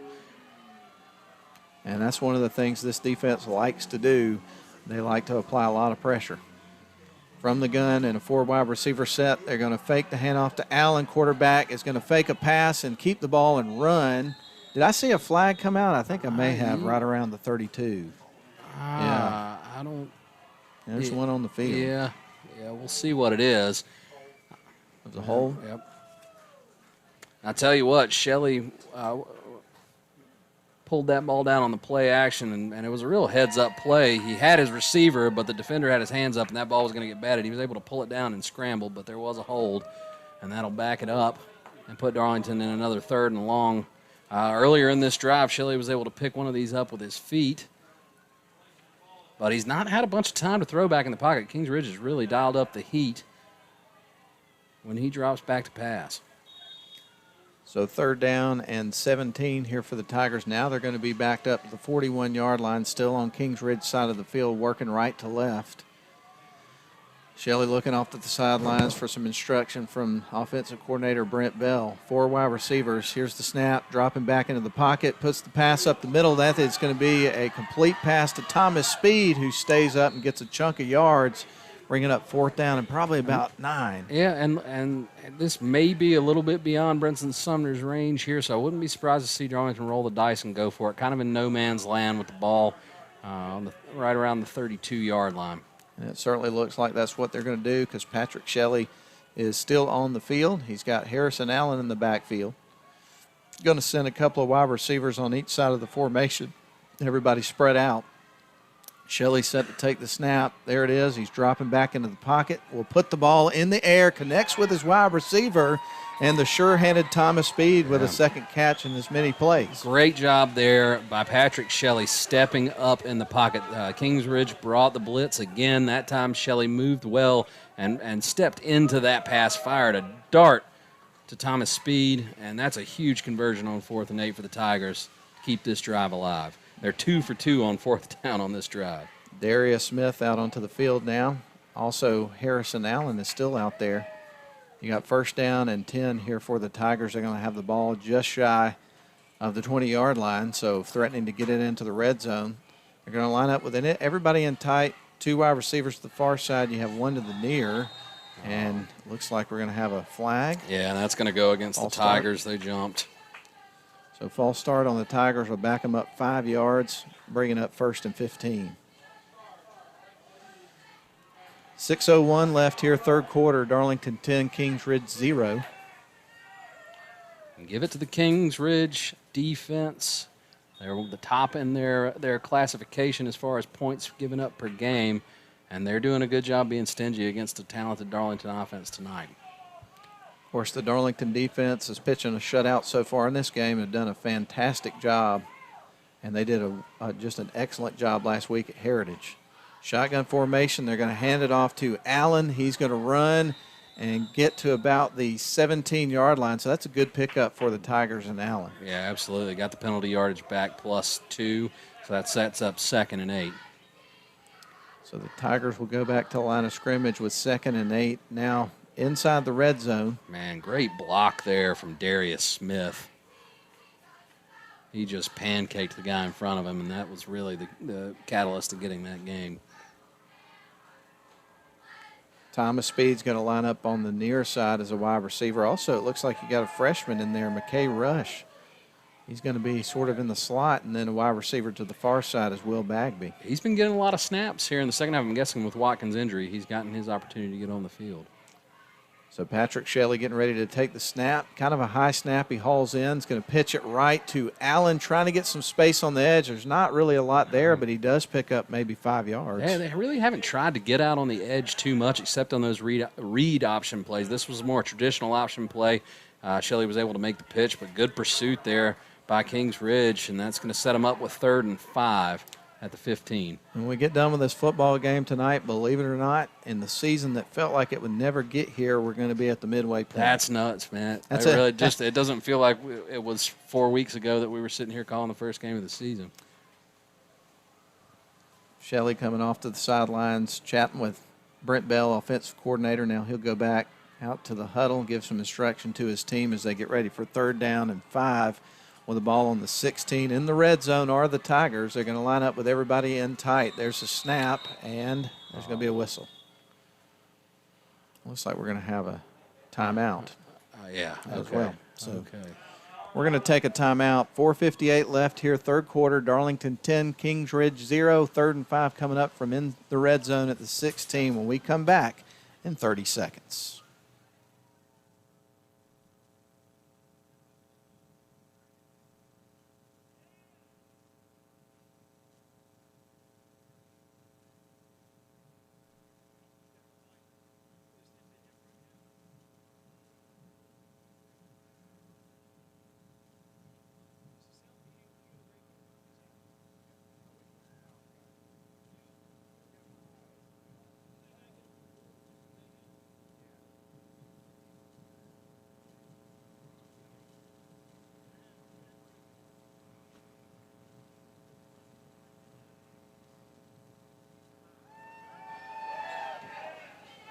We're back by the lakeside here, Jerry Sharp Field, Chris Hunter Stadium. Matt Davis and Ian Griffin with you. Darlington Tigers on top right now, 10-0 over Kings Ridge. Under 5 minutes to play here in the 3rd quarter, and Darlington's getting ready for a 3rd and 5 in the red zone at the 16-yard line, threatening to put up some more points here in the football game. Scored all 10 of their points so far in the game in the first half. Hard to believe this is still the first drive of the It second is. half. I was looking down at my sheet. I'm like, my goodness, this is the first drive. There's the snap. Quarterback rolling to his left is looking to throw, but now he's got company. He's going to have to tuck and run and scampers out of bounds. I couldn't see how much he got there because we got screened on the sidelines, as you mentioned, kind of at a funny angle as well. He got a couple of yards. Oh, it's just shy based on what yeah, we're going to have 4th and maybe a yard. And they might measure. We'll see what happens here in just a couple of moments. Want to send a shout out to Logan Maddox. He's listening tonight, and he does some games for WEIS down there in Alabama, and also WGAA in Cedartown does some work with them, and is a student at West Georgia. And it just does a phenomenal job. Calls in our sports show sometimes, always has some great commentary and analysis for us. Big Auburn fan. I'd really like to hear what he was thinking about those Tigers last week as they let us down, Logan. Me and Matt both picked them to win, and they just got thumped in Athens. Didn't expect that. Honestly, I bet he's thinking, gosh, I wish that people would quit bringing that game up. I don't want to think about that anymore. Well, maybe they'll come up with maybe they'll come up with a win against Arkansas this weekend and get that bad taste out of their mouth. And Matt, we couldn't see it because the Darlington bench was blocking our view, but there was a Kings Ridge player down. That was number 23, Quentin Grimes, who was in on the tackle. So that stoppage was to allow their trainers to tend to him. He is going off the field with a little assistance, and Darlington will come back out on the field here on 4th and 1. I'd imagine they'd go for it here. A field goal doesn't really change the narrative of this game. Touchdown puts it away. A field goal is still a 2-possession ball game, and they just need a yard. They've had a lot of success in that power set tonight, handing the ball off to Harrison Allen, and indeed they are going to go for it. All right, so 4th down and very short here for the Tigers. They go back to the line of scrimmage, lining up in that power set. Shelley under center, takes the snap, gives to Allen, right up the middle. They got it, and now they're going to have 1st and goal from around the 5-yard line. And I wouldn't be surprised to see them just stay in this jumbo set and smash that ball up the middle with Allen. Let him do his thing. They hurry to the line. There's the snap. He's going to give it to Allen. Allen trying to get to the end zone is going to be stopped shy at about the 3. He was greeted rudely just at the line of scrimmage that time. Good job by Kings Ridge. I like the tempo that Darlington went with to try to catch them off balance, but they were able to get to the line, adjust, and shut that one down. 4:16 left here in the 3rd quarter. Darlington up 10-0, but threatening with a 2nd and goal coming up here in just a couple of moments with the ball on the 4-yard line. Shelley went off to the sidelines. He's back in the huddle. We'll bring him back to the line of scrimmage. Under center in the power set. And here comes the snap. He's going to hand it off. Nope, fakes the handoff, rolls to his right. He's got company in the backfield. He's going to throw. That's going to be an incomplete pass. And, boy, did they get to him in a hurry. Yeah. I tell you what, Shelley's got some wheels. But number 26, Nathan Perot. I think that's what we settled on. We settled on Perot. He came off of the edge blitzing from the blind side and was on Shelley before he could really get a read on the play. Shelley scrambled out, fired, but it was incomplete. And that sets up a 3rd and goal from the 4-yard line.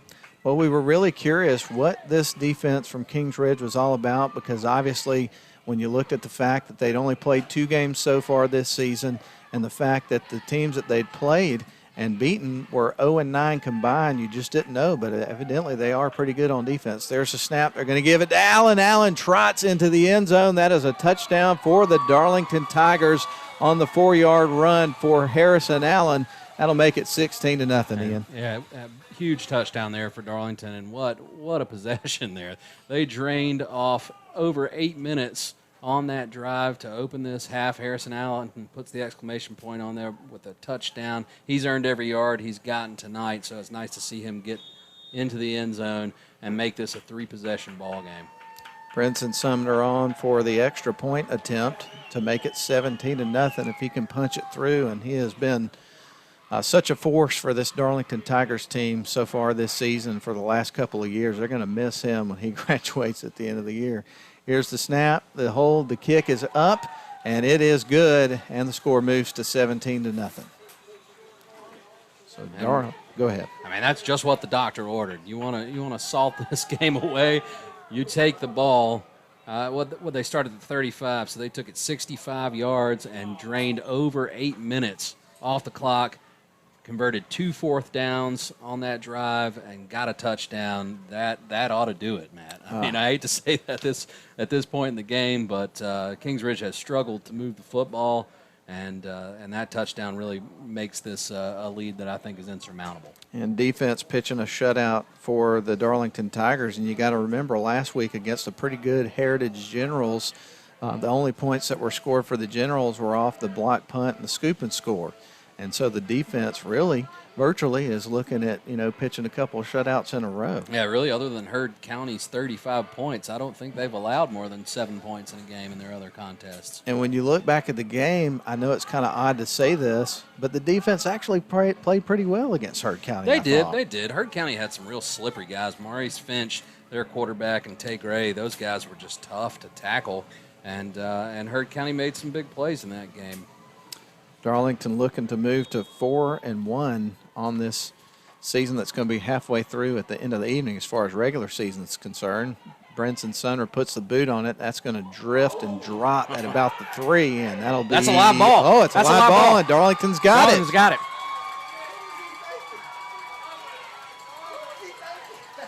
Wow, what an unbelievable turn of events. And Darlington's going to have the ball inside the 10, threatening to score again just like that. Just when we think Brinson Sumner might not be in the running for player of the game, he puts a little English on it, Matt. And that ball, it bounced at about the 3-yard line and went backwards. And I mean, that's definitely one of those dough moments. If you're going Homer Simpson, shouldn't have let that happen. But Darlington was ready and pounced on it, and now they have it 1st and goal at the 8-yard line. Pretty unbelievable turn of events. So Darlington with the ball back, getting ready for their second drive of the half. And they're going to line up on the 8-yard line in shotgun formation with a 3-wide receiver set working right to left. There's the snap. Shelley's going to hand it off. They're going to go with a sweep here to the near side to McDermott, and there's nothing there. They're able to string it out in terms of the defense, and that's going to be a loss. Now let's give it up to this Kings Ridge defense. They're not going to win this ball game, but they have made the sledding tough going for the Darlington Tigers. 3:11 left, third quarter. Darlington leading it 17-0. And they have the football, threatening to score here. They lost 3 yards on that play. Will Bagby back in for this package. He's going to go wide right. In the slot on that far side is going to be McKay Rush. Here's the snap to Shelley. He's going to hand it off to Allen. They'll bottle him up right away. And on a sudden change, Kings Ridge defense has come out and made 2 really good plays on these first 2 snaps. Setting up Darlington with a 3rd and goal from their 11-yard line. Powell Nolan's out onto the field. The sophomore coming off is going to be Harrison Allen. Darius Smith is also in for this package for the Darlington Tigers. The 3rd down and goal from the 10. Shelley getting ready to take the snap. It's in his hands, looking off to the left side, puts it in the air, and it's going to be tipped incomplete. Yeah, went with the slant pattern to speed that time. Really nice stand by Kings Ridge. You should see Brinson Sumner come out and attempt the field goal here. Put 3 more points on the board. You wanted 7 there. Just a really good job there by Kings Ridge. Coming out on the sudden change again to stop. Yeah, special teams disaster. Darlington had the ball on the 8-yard line in the red zone. And for them to pin their ears back and come up and perhaps hold Darlington to 3 points. We'll see what happens with this field goal attempt here in just a couple of moments. But that's going to be, what, a 22-yard attempt. The kick is on the way, and it is good. Score moves to 20-0. So they get points off the turnover and push the lead to 20 points. With 2 minutes and 4 seconds left in the second quarter, Kings Ridge has not possessed the ball a single second. Definitely not. But as you mentioned, for that defense in that situation, ball is given up to the Darlington Tigers. They had the ball on the 8-yard line with 1st and goal to start that series. To only give up 3 points, that certainly is a win for the defense. Absolutely. Absolutely. Great job, and there's no quit in this Kings Ridge team, and that speaks to the coaching staff and getting that buy-in. They're playing hard. Haven't been able to get anything going on offense, but that defense has been tough all night long. Now they're going to fire up the Van Halen again on the PA. They're going to get me all emotional doing that, man. This is my favorite Van Halen song, too. Running with the Devil, man? Come on. Come on. This is a classic. It's Van Halen, not Van Hagar, Matt, right? That's right. But I like the Van Hagar era. I'm more of the Roth era myself, but I like all eras of Van Halen. It's teed up at the 40. Brinson Sumner is ready to boot it away here for the Darlington Tigers, who now lead at 20-0. Going to pick up their 4th win of the season. And at midway through the regular season, going to be 4-1. That's a pretty darn good start to the year, especially with as many seniors that they lost from graduation last year. There's the kickoff. It's going to be brought out at the 10, paying special attention to it this time. And big Thomas Shaw's got some running room, and flags are coming in. Yeah, this one's coming back. Penalties continue to plague the Kings Ridge Tigers. Blatant blocking the back on that one. Oh, they're going to call a holding. Yeah, there have definitely been a tremendous amount of penalties for King Ridge tonight that have affected them in a big way. For sure. That will back them up. And I did not imagine Darlington being the one to drain off almost 10 minutes of clock in the third quarter, but Kings Ridge is getting their first possession of the second half, started after they allowed a kickoff to hit the turf, and Darlington recovered. They'll get their first possession with 1 minute and 52 seconds left in the third quarter. Just chewed up that clock on that first drive for Darlington to start the half. Unbelievable drive. Under center, they will line up. Harrell is getting ready to take the snap, and ball's on the turf, and it looks like they were able to cover, talking about Kings Ridge. They were. I don't know if the quarterback was able to get back on top of that ball. I'll give you an update on this Georgia Tech game. It has gotten quite interesting. I just got a text from Steve Conrad. He's keeping us up to date on that one. But Louisville's up 21-20. There was an extra point that was blocked for Georgia Tech. Don't say it. You got to be kidding me, man. Awful. That kicking game is atrocious. Can't help but laugh. Harrell takes the snap. Another flag comes in against Kings Ridge. Oh. That's a false start. Sure is. Back them up. Kings Ridge continues the penalty trend. I tell you what, man, if you're a Georgia Tech fan, you really got used to Harrison Butker in the kicking game when he was a part of the team. But, boy, it's been a disaster Before this year. Paul Johnson, that was a proud tradition at Georgia Tech. They had really good kickers, but and he had a couple, but he had some pretty bad kickers as well, and it's gotten worse now. I love Jeff Collins. I think he's going to do great things, but they've got to learn how to get the kickoff. Definitely. Yeah. Well, this is going to bring up 2nd and 15 from the 20 here for Kings Ridge. They'll line up with everybody in tight except for one wide receiver on the near side and that wing T. They're going to hand the football off to Ethan Joseph. He has a hard run, picks up a good chunk of yards, so they'll get some of the penalty yards back and then some. It will, Matt. Now, they've elected to punt on 3rd and long twice tonight. This is 3rd and 8. Don't really understand why you wouldn't roll the dice a little bit here. You're trailing by 20 on the road. Every rep you can get for this offense is valuable, so I don't think they'll go back to that, but who knows. Darlington has Bremen here at Chris Hunter Stadium next week. Wide receiver to the far side, man goes in motion. They're going to hand it off to the motion man who's going to sweep it out to the left side, and that was number 35, Nate Leffler, and he picks up 3 or 4 yards. Yeah, nice pickup, but they'll be in punting down and distance here. And if we haven't mentioned it, they have kind of an unconventional punt formation where they line up. It looks like they're going to go for it every time, but they line one of their running backs back behind the line about 10 yards. They pitch it to him, and then he punts.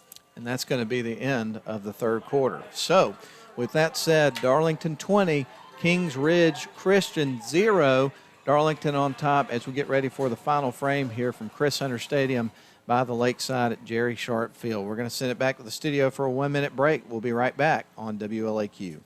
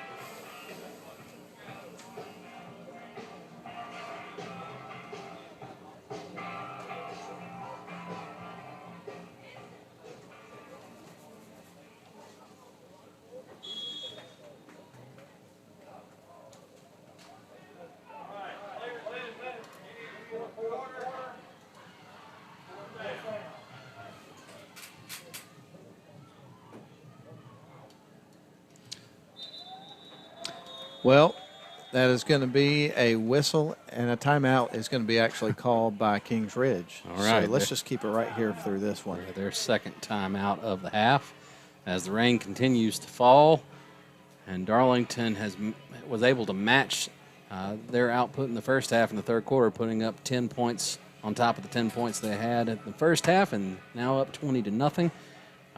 Looking like this is going to be a victory for Darlington, and we can start to look ahead to a tough matchup next week. Definitely. Bremen, they play in a tough region. They've had a tough schedule so far, so they've had mixed results, but there's no doubt they're going to come in here well-coached, a hard-nosed football team.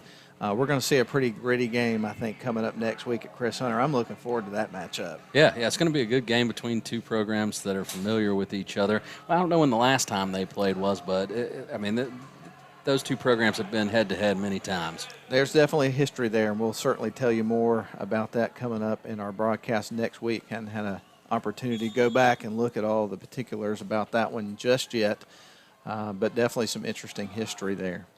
Well, they will line up and get ready to punt this football away, we presume, with 4th down and 4. Man goes in motion. They give it to the motion man. They're going to run the football, and he got it. Yeah. That was big number 4, Yeah. Ethan Joseph, and that'll move the chains. So that formation sets them up for the opportunity to go for it every time they line up to punt. This time they decided to roll the dice, and why not? You're down 20-0 on the road. Get those extra snaps for your offense. See if you can get something going, because there has not been a lot to speak of on the positive side for the Kings Ridge offense. Rain is not the heaviest it's been tonight, but it is still pretty steady here off Cave Spring Road. Under center is Harrell. Gets ready to take the snap, working from right to left. He's going to hand it off. They go back with Joseph this time. He's got a big chunk of yards. He may have got another first down on that first down play. He came close. Hey, I think he's got it, Matt, unless he stepped out of bounds. They're saying he stepped out with about a yard to go, but still a great run there by Joseph. They'll line up very quickly. They're working that tempo now. Harrell under center. And that's going to cause Darlington to take a timeout. Their first of the second half. Well, let's take this one with them. Darlington 20, Kings Ridge 0. 11 minutes to play here from Chris Center Stadium. We'll be back in 30 seconds.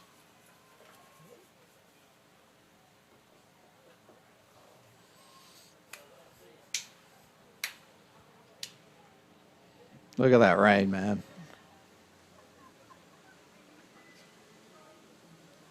It's awesome. Give a shout out. Mm-hmm. Is it okay to give a shout out? Absolutely. Always.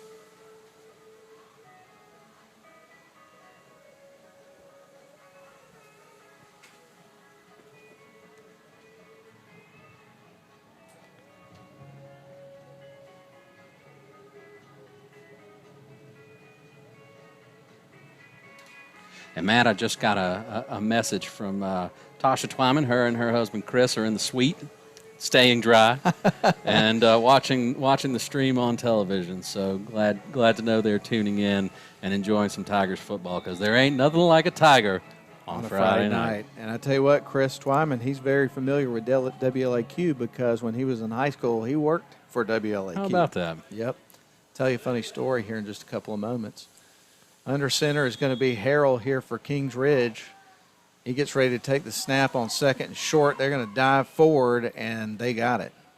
So I think. Yeah, hey, 2 first downs on this drive. Kings Ridge is almost into Darlington territory for the first time tonight, Matt. So they're going with that hurry up here on their wing T offense. First down and 10. They are really working that tempo now. Ball is set. Quarterback under center takes the snap. He's going to hand it off. Joseph goes off to the right side, and he's going to get tripped up after a gain of about 8. They're moving the ball. Yeah, they have things clicking. If they can stay out of their own way, this is the furthest they've been down the field all night. Really nice run there. And that's the thing about an option offense like this. If you can get that momentum rolling, it's really tough to stop. You keep the defense on their heels. Georgia Tech recovered a fumble on a kickoff, scored a touchdown, 2-point attempt failed. Georgia Tech 26, Louisville 21. All right, how about thanks that? for the update, Matt. Thank you, Steve Conrad, for the update. There's the snap. Quarterback's going to fake. We'll swing it out to the right side. Wow. Oh, wow. Boy, what a play by Luke Lewis for Darlington to bat that down in the backfield. Yeah, a really tricky play there. He went play action, and then it was a throw back. That might have been behind the line of scrimmage. You don't get the benefit of instant replay in high school football, but that was behind the line of scrimmage. It was ruled an incomplete pass, though. When Chris Twyman's name comes up, my dad always likes to tell the story about how when he used to do the PA for the boys club games, that before they'd get ready to start the game, he would always go, "Let's get ready to rumble." He loves telling that story. Under center is going to be Harrell here for Kings Ridge Christian. 3rd down and 3. There's a snap. They'll hand it off, go end around, and that was number 5, Zachary Pitts. I think he got another first down. Yeah, he did. He stumbled, or he might have gotten a really big gain there. Just tripped up on that play. And the 3rd first down of this drive for Kings Ridge, their most successful offensive possession of the night. So 9:34 left here in the game. Darlington 20, Kings Ridge 0.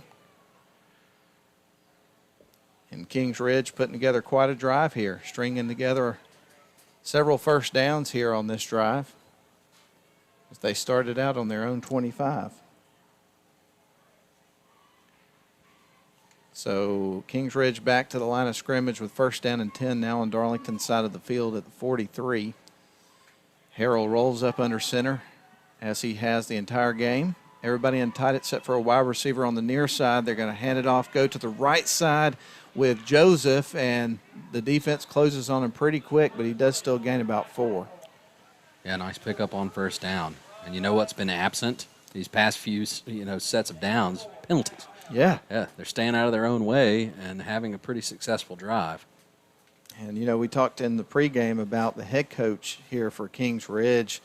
This year they brought in Coach Crowder, Terry Crowder, who won a state championship when he was at Chattahoochee, and certainly the man knows how to coach a football team. And this is one of these schools that in a few years you're going to look out there and they're going to be a power in the state more than likely, I would assume. Absolutely.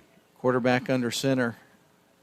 Harrell getting ready to take the snap. He's going to hand it off. They'll go up the middle. Ball's loose. Darlington thinks they've got it. Let's see what they have when they come up from the pile. And they haven't signaled it just yet. That's Darlington That's football. Darlington football. Harrison Allen. Yep. Harrison Allen comes up with it. Unfortunate for Kings Ridge. You're kind of pulling for them to have a successful drive there in some ways, as it's just been kind of disastrous for them. But that was just a mishandle on the exchange. Harrison Allen is able to fall on it. Darlington gets another turnover and will take over on their own 42 with 8:10 to go in the fourth quarter. I love how you qualified that at the end by saying, in some ways. Hey, there's no doubt about which Tiger team I'm rooting for tonight. We're allowed to be homers, right? That's right, we are. After years of doing the game of the week, we are finally broadcasting for the same team every week, and we can be homers. And it's a lot of fun. It is, absolutely.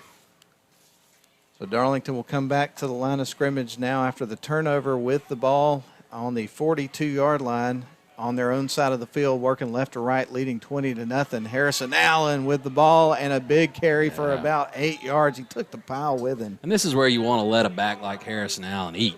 Feed that man the ball, let him run it, and milk this clock away and move on to the next game. And that is exactly what we're going to see. So that brings up second down and a short 2 here for the Darlington Tigers. Harrison Allen comes off to the sidelines. Joe Marion is going to be in the backfield, it looks like, here for the Tigers.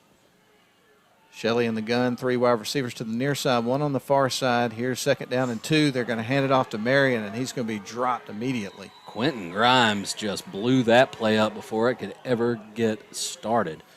And they lost a significant amount of yardage there.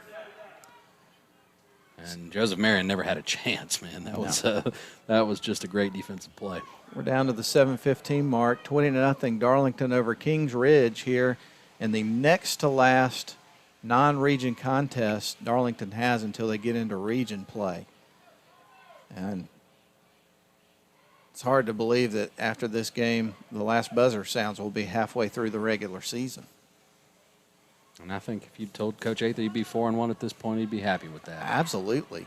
Power formation for Darlington with 3rd and short. They're going to hand it off to Allen. He bulldozes his way through, stays up, the 40, the 35, 30, 20, 15, 10, 5. Bye-bye. Touchdown, Harrison Allen. And I tell you what, I think that young man wants some cupcakes tonight. I think so too, Matt. He has been right there trying to earn that icing on the cake Player of the Game award all season. But that run right there may have sealed the deal for the Tigers and for a couple extra calories. Absolutely. So big run there by Harrison Allen for the touchdown. What was that, 49 yards? Yeah. So 49-yard carry there for Allen and picks up some more points for the Darlington Tigers. So points off of turnovers. And it is 26-0. Brinson Sumner on to try to tack on the extra point. And we'll get ready for Mason McKenzie, long snapper, to snap it to Jack Payne here in just a moment. Here's the snap. Hold looks good. Kick on the way, and it is good also, and the score moves to 27-0 8-0 in favor of your Darlington Tigers. Big night for the Darlington Tigers tonight. Oh, yeah, and the offense has been clicking in the second half, just been really impressive with each possession that they've had. That time, you get to the fourth quarter and you're trying to tackle a back like Allen. He's tough to bring to the ground.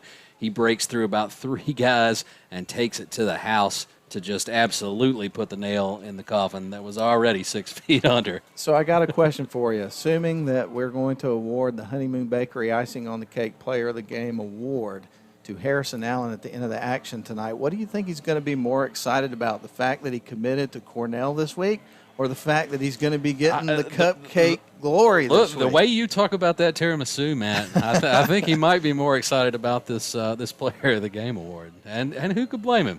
Well, I tell you what. Could he use it for pancakes? That's the real question.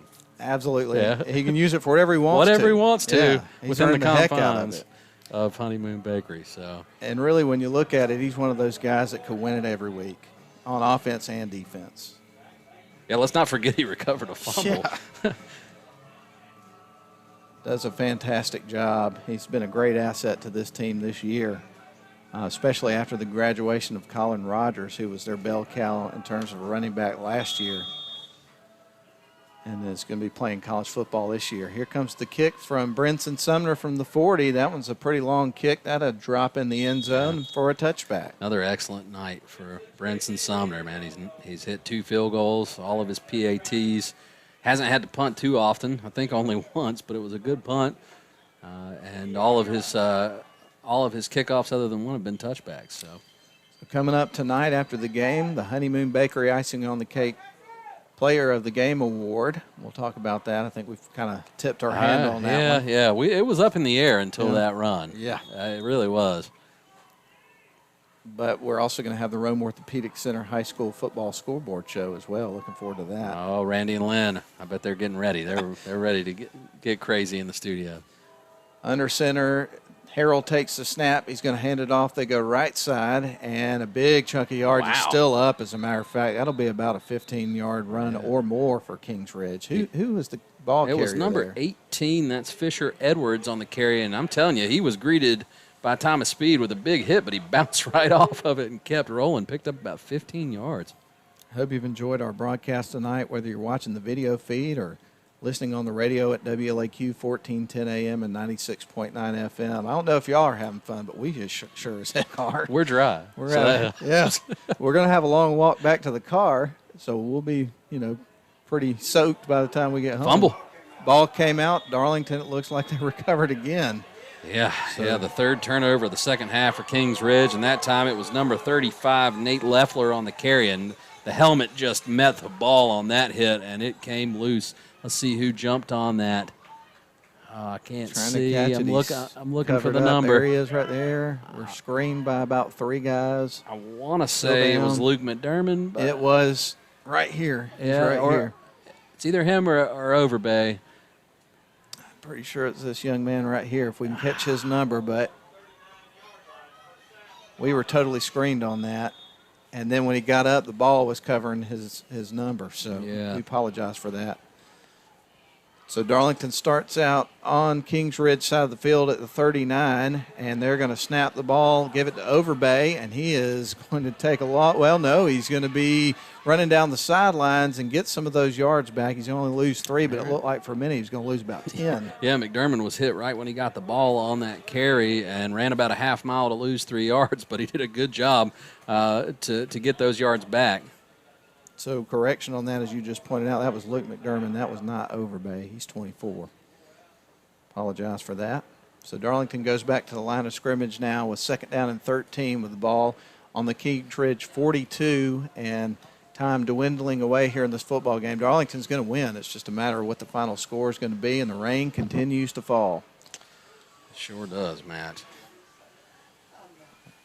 So in the gun, 2 wide receivers near side, 1 on the far side. There's the snap. They're going to hand it off to McDermott again. He's going to be dropped. Well, what just happened, I think? It was McDermott. He somehow got away from that and picked up a big chunk of yardage. I thought he was down. I did too. But instead, that's going to bring up 3rd down and about 4 here for Darlington after the nice pickup by Luke McDermott. Good piece of running right there by Luke. Going to have a couple wide receivers to the near side, one on the far. Got shotgun formation. There's the snap. They're going to hand it off to McDermott that time. The defense was ready for him, and number 23 was able to pull him down, Quentin Grimes. Yeah, that's twice on this drive. He has been in the backfield in a hurry to make the tackle. That sets up a 4th and 8. Darlington may go for it here. So we told you coming into the night that this Kings Ridge Christian defense had given up only 6.5 points per game, but when you look at those numbers coming up next week, they're going to look a lot different because of the Darlington Tigers and their 27 points that they have so far. And they did bring out the punt team, so Brinson Sumner stands at the Darlington 49-yard line, ready to receive the snap. So Sumner on to punt. He's got the snap. It's low, and he is going to pick it up and have to run, and takes a hard hit by 2 different guys from Kings Ridge Christian. We hadn't seen him take a hit like that yet. No, but he's up, and a tough kid, no doubt there. As that snap was kind of skipped to Sumner. It was really hard to handle, and when he tried to scoop it up, it rolled forward, and he was in a bad position there, and really lucky just to secure the ball. So Kings Ridge will take over at their own 46-yard line. So good field position here for Kings Ridge with 3:44 left in the game, but it is 27-0, so it is just an operation in futility from this point. Harrell is under center. He's going to take the snap. We'll hand it off. They go off to the right side with Fisher Edwards again, and he picks up about 5 yards. Did the ball come loose again? I may have, actually. There's a flag on the field at about the 42-yard line. See they'll get this sorted out. Penalties have been a thorn in the side of the Kings Ridge Tigers. False start this time will back them up, put them in a 1st and 15. Looking forward to watching that Georgia-Tennessee game tomorrow. A lot of good ball games tomorrow. Tate Ratledge got in the 4th quarter. Of course, former Darlington Tiger, talked to Coach Atha about that in the pregame, and I got to tell you, man, everybody in this community is just so proud of that young man, and it was awesome to see his dad put the tweet out. It was a really heartwarming tweet about the reaction that he and Tate's mom had about that play. They were at the game. Just a special moment. So congratulations to the whole family and the community for that matter. There's the snap. Harrell's going to hand it off. They're going right side. He's able to eke out a few extra yards after contact. Zachary Pitts with a nice pickup. Yeah, he's shown some real explosiveness. I'm surprised they haven't tried to get the ball in his hands more. When he's had it, he's been pretty electrifying.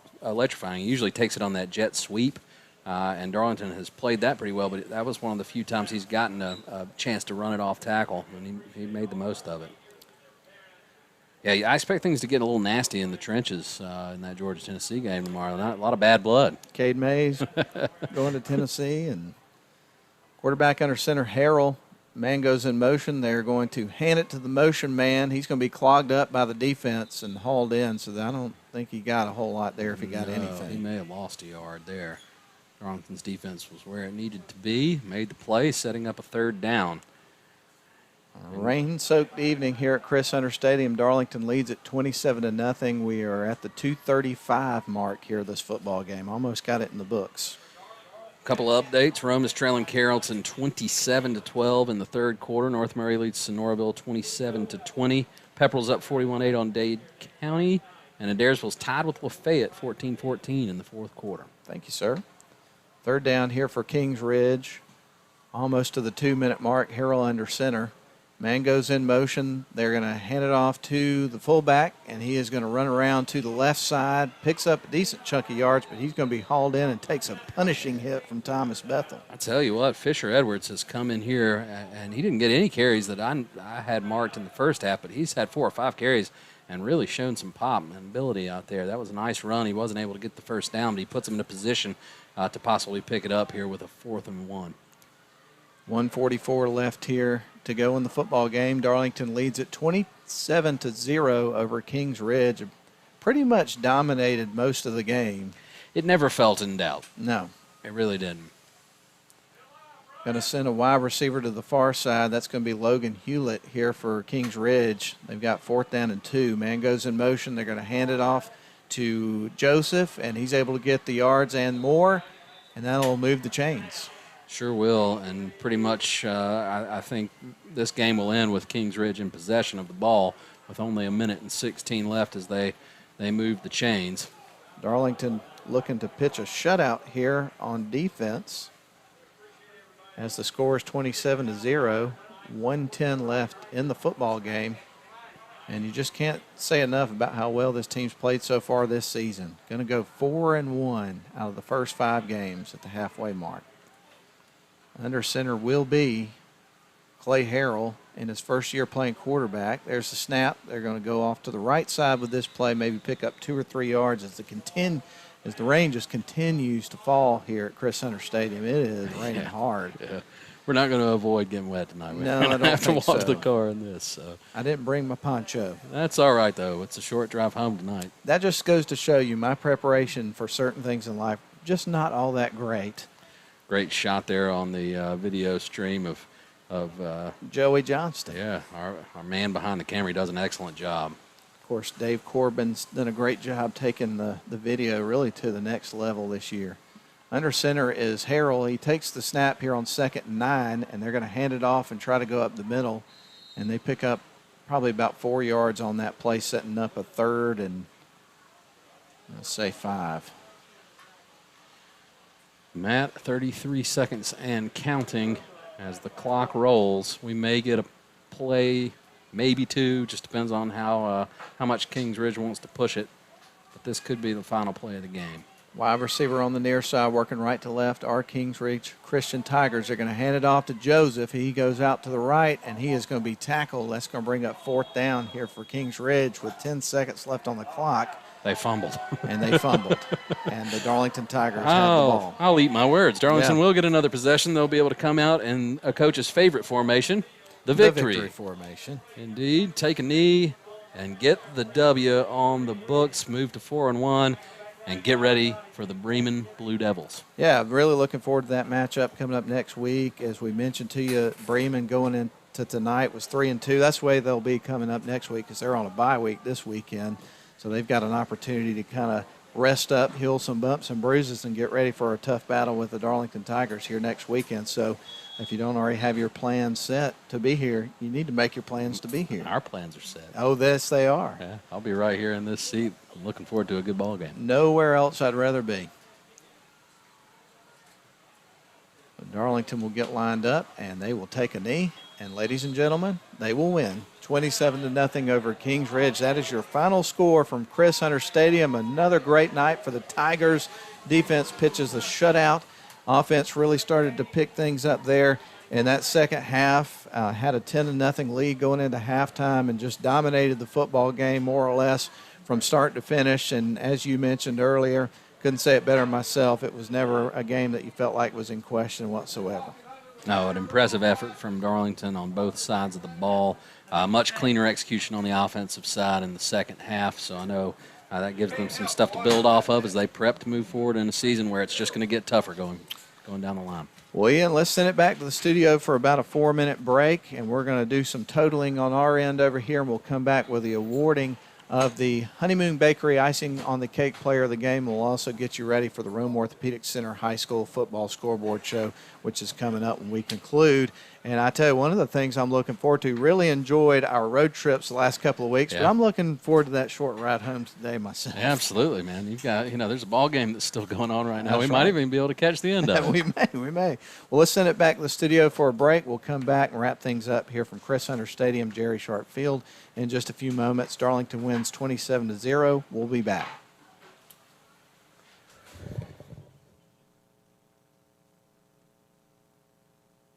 At Darlington, we find our confidence in discovering who we are. In the classroom. And on stage. The opportunities are endless. Our creativity knows no bounds as we take risks, Explore opportunities. and stretch our minds. Together with our teachers. we use what we've learned to create beauty. To tell stories. To inspire. We discover new passions. While allowing existing ones to flourish. We know that we can do anything. Be anything. Achieve anything. We give our time to something greater than ourselves. Whether we're sketching, Singing, writing, or acting, we find new ways to express ourselves. and share our talents with the world. We know that our ideas and contributions matter. And we take great pride in that. because today, Because today, Because today, Because today, Because today, tomorrow, forever. we're Darlington Tigers.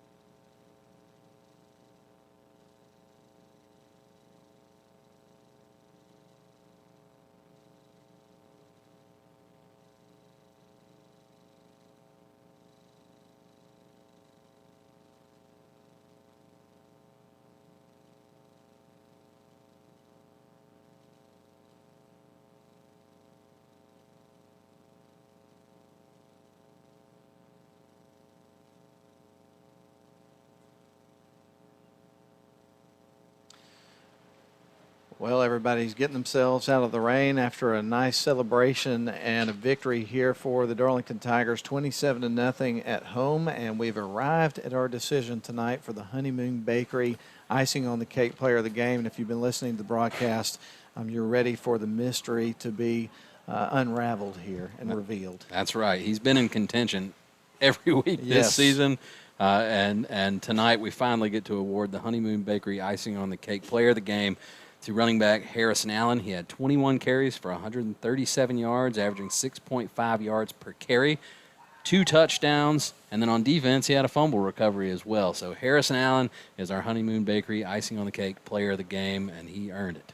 Absolutely, and coming into the night, we were talking about how many yards he has had this season so far, and coming into the night, he had 486 yards. So if you add that 137, he's at 623 for the year. And, I mean, if he stays healthy, there's no question he's going to be well over 1,000 yards by the time we get to the end of the regular season. Yeah, absolutely. So set up for a great season. It really is. So congratulations to Harrison Allen. Earned the heck out of it tonight, and I know that he's probably going to be thanking his offensive line as well, because they played a great game tonight, as they have the whole season. So it was just another great team effort by the Darlington Tigers. They come away with a win, moved their season to 4-1, and they have been competitive in every game they played so far. In the game against Heard County a few weeks ago, that was a game that perhaps they could have won. So we could be sitting here looking at a 5-0 team, but 4-1 is pretty darn good, especially when you look at the fact at how many big-time seniors this team lost from last year. So they're off to a heck of a start to the season. Yeah, you just have to love the progression you're seeing. This team's growing and getting better every week. They've got one more non-region game to go next week against Bremen, and then it's time to roll up your sleeves, get into region play, and fight for one of those top seeds as a playoff team and see what you can do once you get there. But I think there's still a lot of room for improvement for the Darlington Tigers. I'm sure Coach Ather would tell you the same thing. We'll be excited to be back here next week. Well, it looks like a rarity is going to happen tonight, and that we're going to get started with the Rome Orthopedic Center High School Football Scoreboard Show early. And I guess there's a little bit of an irony in there, is that there's less games being played around the area this week than any week so far this season. We like to keep them on their toes, that's all. That's right. So that's pretty much going to do it for our broadcast. We appreciate you tuning in tonight, whether you were listening on the radio or on the internet stream. Do want to remind everybody to go to the WLAQ Rome Facebook page and Twitter accounts. Like us, follow us, whatever it is they call it these days. Also, Northwest Georgia Sports Live. We have a sports talk show that we host on Tuesdays, Thursdays, and now Fridays during the football season, in which the first couple of days that we do it on Tuesday, we normally have interviews and stuff like that. On Thursdays, right now, we're picking college football games. On Fridays, it's our high school football games, and we have a tremendous amount of fun doing that, and we certainly want to invite you to join us there. So like us, follow us, all that good stuff. We appreciate it. And, again, congratulations to the Darlington Tigers tonight. Yeah, big win. It was fun. 4-1. 27-0 tonight over Kings Ridge. And for Lynn Butler back at the studio, chomping at the bit, getting ready with Randy Davis for the Rome Orthopedic Center High School Football Scoreboard Show. For Ian Griffin with color analysis tonight, thank you very much. And Stacy Norton for the statistical data. We certainly appreciate that. That adds a lot and helps us out a lot with the broadcast. We appreciate it. I'm Matt Davis, sending it back to the studio. Darlington a winner tonight. Big night at Chris Hunter Stadium. We'll be back here next weekend as Darlington gets ready to face the Bremen Blue Devils here by the Lakeside Jerry Sharp Field at Chris Hunter Stadium. That's going to be a ton of fun, so we hope that you will tune in, or better yet, come to the game and be here. Hopefully we'll have better weather coming up next week. But with that said, we're going to send it back to the studio. Thanks for listening. So long, everyone.